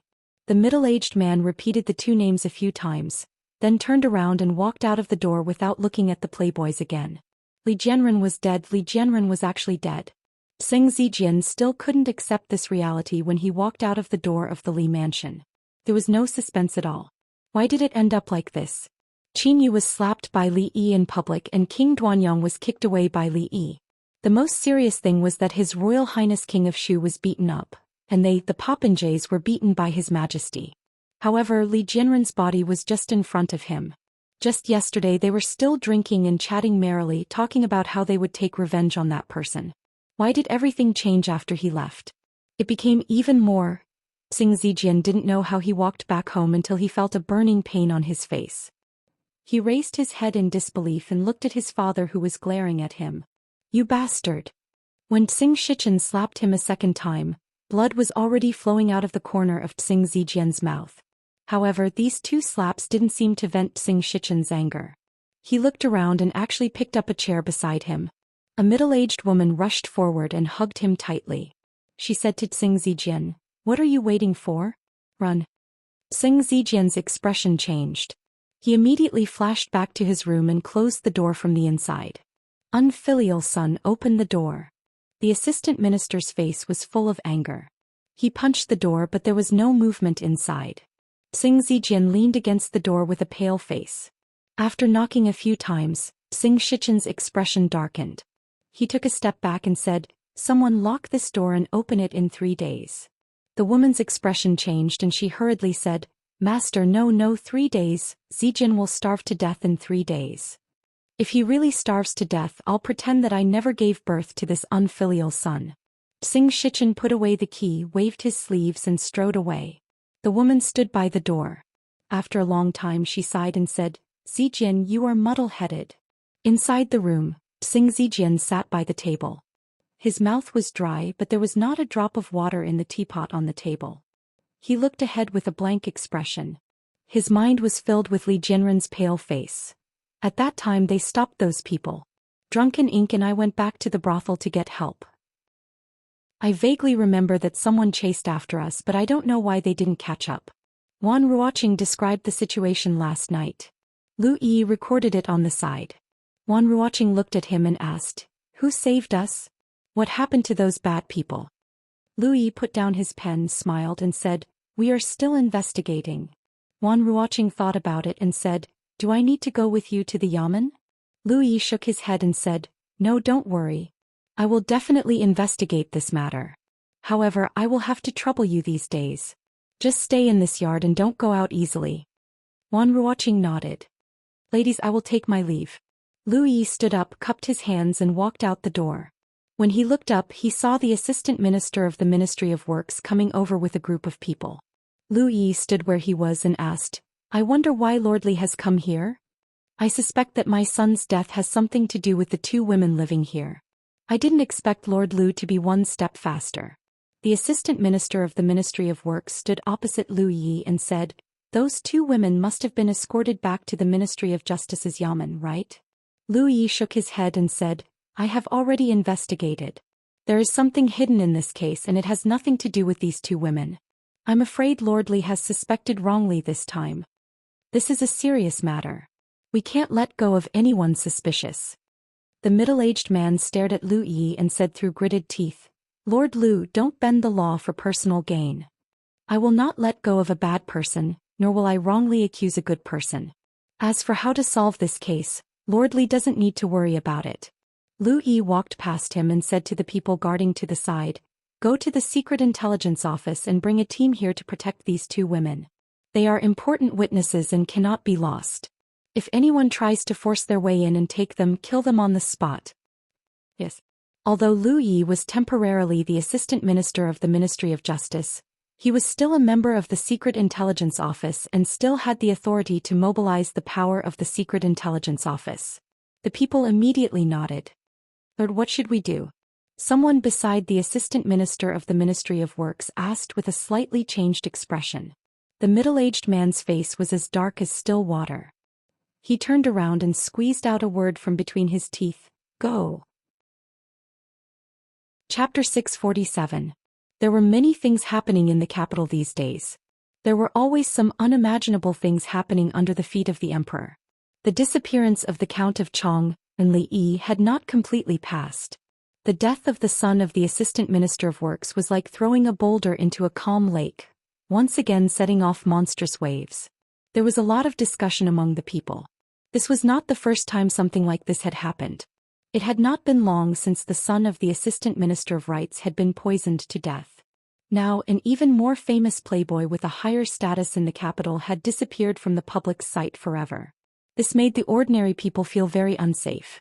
This was the capital. Even the lives of the family members of powerful officials could not be guaranteed. Wouldn't it be even more dangerous for ordinary people like them? When he went out to buy groceries, he had to worry about being hacked to death. When he went to a restaurant to eat, he had to wonder if the food would be poisoned. When he went to a brothel to have fun, he had to worry that the prostitute would stab him when he was at his most carefree.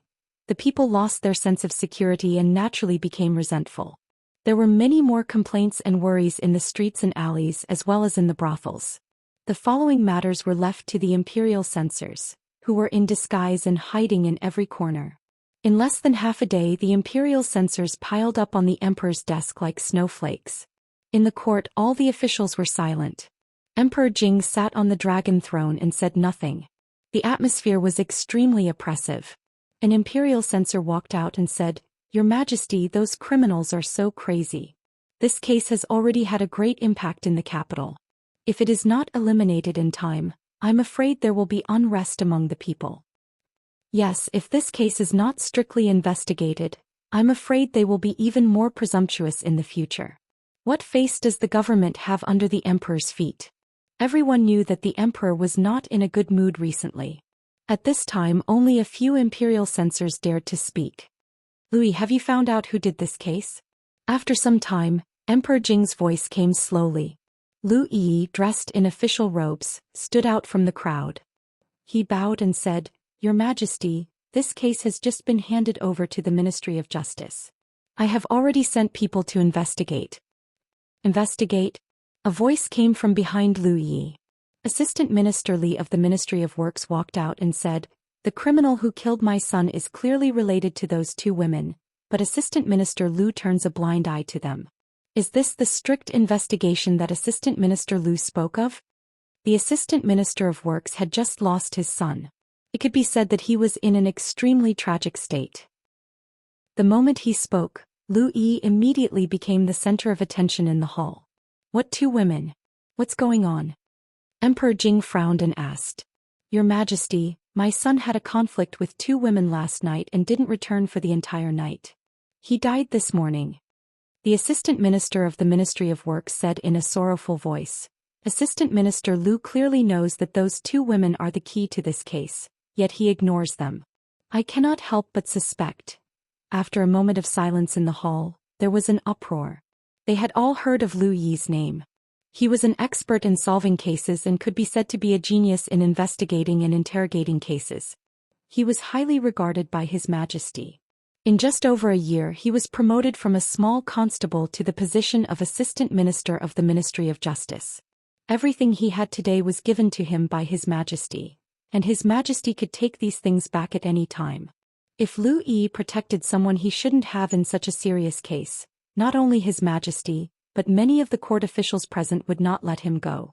After all, the son of Assistant Minister Li of the Ministry of Works was dead.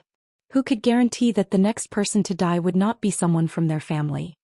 There's such a thing? The Assistant Minister of the Ministry of Justice protected the suspect who killed the son of the Assistant Minister of the Ministry of Works. This Lu Yi is too bold. This case is of great importance. Is it something that an Assistant Minister of the Ministry of Justice can meddle in? The Minister of Justice looked at Lu Yi with an anxious expression and said, "What exactly happened? Why haven't you reported it to His Majesty?" The court was in an uproar because of the words of the Assistant Minister of the Ministry of Works. At this moment, another figure stood up and said, "May I ask Assistant Minister Li why your son brought more than 10 assassins to kill two weak women last night?" As soon as this was said, the uproar in the court lessened slightly. The expression of the Assistant Minister of the Ministry of Works changed slightly. More than 10 people were beheaded and his son had died.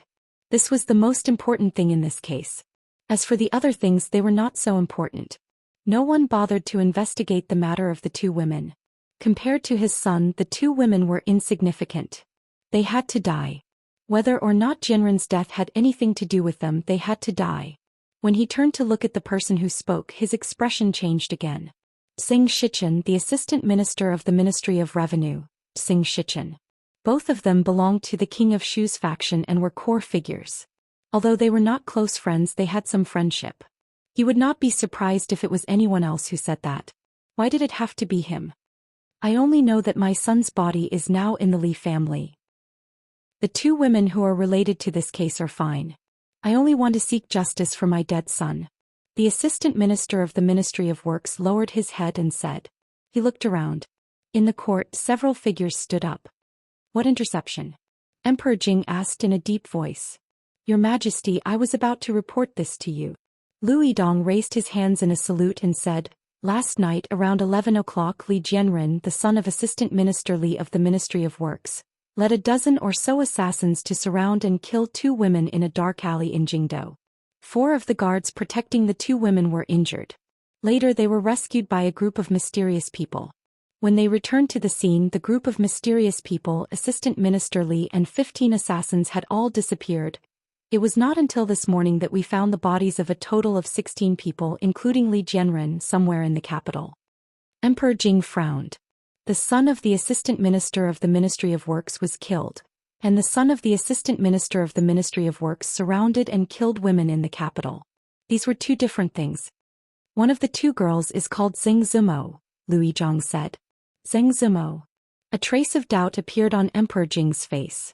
He always felt that he had heard this name somewhere before. Lu Yizhong explained, This Miss Zheng is the one who was framed for the murder of Qin. As soon as Lu Yizhong said this, the courtiers were suddenly stunned. Last time, the son of the Assistant Minister of the Ministry of Rights was poisoned and framed on a woman. The case had not been concluded yet, but it was certain that the person behind the scenes was directly targeting the woman surnamed Zheng. Because of County Uncle Li's protection last time, Lu Yizhong quickly solved the case, and the person's evil plan did not succeed. This time, County Uncle Li had just disappeared and someone jumped out so impatiently. The matter behind this was a bit thought-provoking. If he thought more deeply, the disappearance of County Uncle Li, was it also? This was the thing that His Majesty cared about the most recently. No matter who was involved in this matter, there would not be any good results. Everyone could not avoid it. Although Li Jianren was dead, he still caused big trouble for his father. Emperor Jing's face darkened and he asked, Assistant Minister Li, tell me, what did your son do last night? Assistant Minister Li's face changed. He bowed his head and said, I don't know, was it you? Emperor Jing suddenly asked. Your Majesty. Assistant Minister Li raised his head with a puzzled expression. County Uncle Li's disappearance, was it you who did it? Emperor Jing stood up and looked at him. Below, the middle-aged man was stunned, and then he hurriedly knelt down. Your Majesty, I guarantee with my head that the disappearance of County Uncle Chong and Li Yi has nothing to do with me. The son of the assistant minister took killers to kill 2 women. I have a group of good courtiers. Emperor Jing said coldly, Come take down Assistant Minister Li Yuankai of the Ministry of Works. In addition, the Supreme Court cooperate with the Ministry of Justice to thoroughly investigate whether the disappearance of County Uncle Chong and has anything to do with him, and the mysterious force that appeared last night. Haha, a mysterious force actually appeared under my nose. Investigate all of them. Investigate thoroughly. Today's morning court ended very late, and His Majesty was furious in the court. His Majesty had been furious a lot these days. Almost every day an official would be dismissed or demoted. This time the Assistant Minister of the Ministry of Works, whose son had died, not only did he not get His Majesty's sympathy, but he also lost his life. The matter of Li Jianren, who was already dead, leading people to kill 2 women would not have much impact on Assistant Minister Li. But this time what His Majesty wanted to investigate was obviously not just this matter. Today all the officials who came out of the court understood one thing. The Li family was finished. You're tuning in to the Zhou Xian's Legacy YouTube channel. Don't forget to subscribe and join us on this journey to catch the most captivating stories.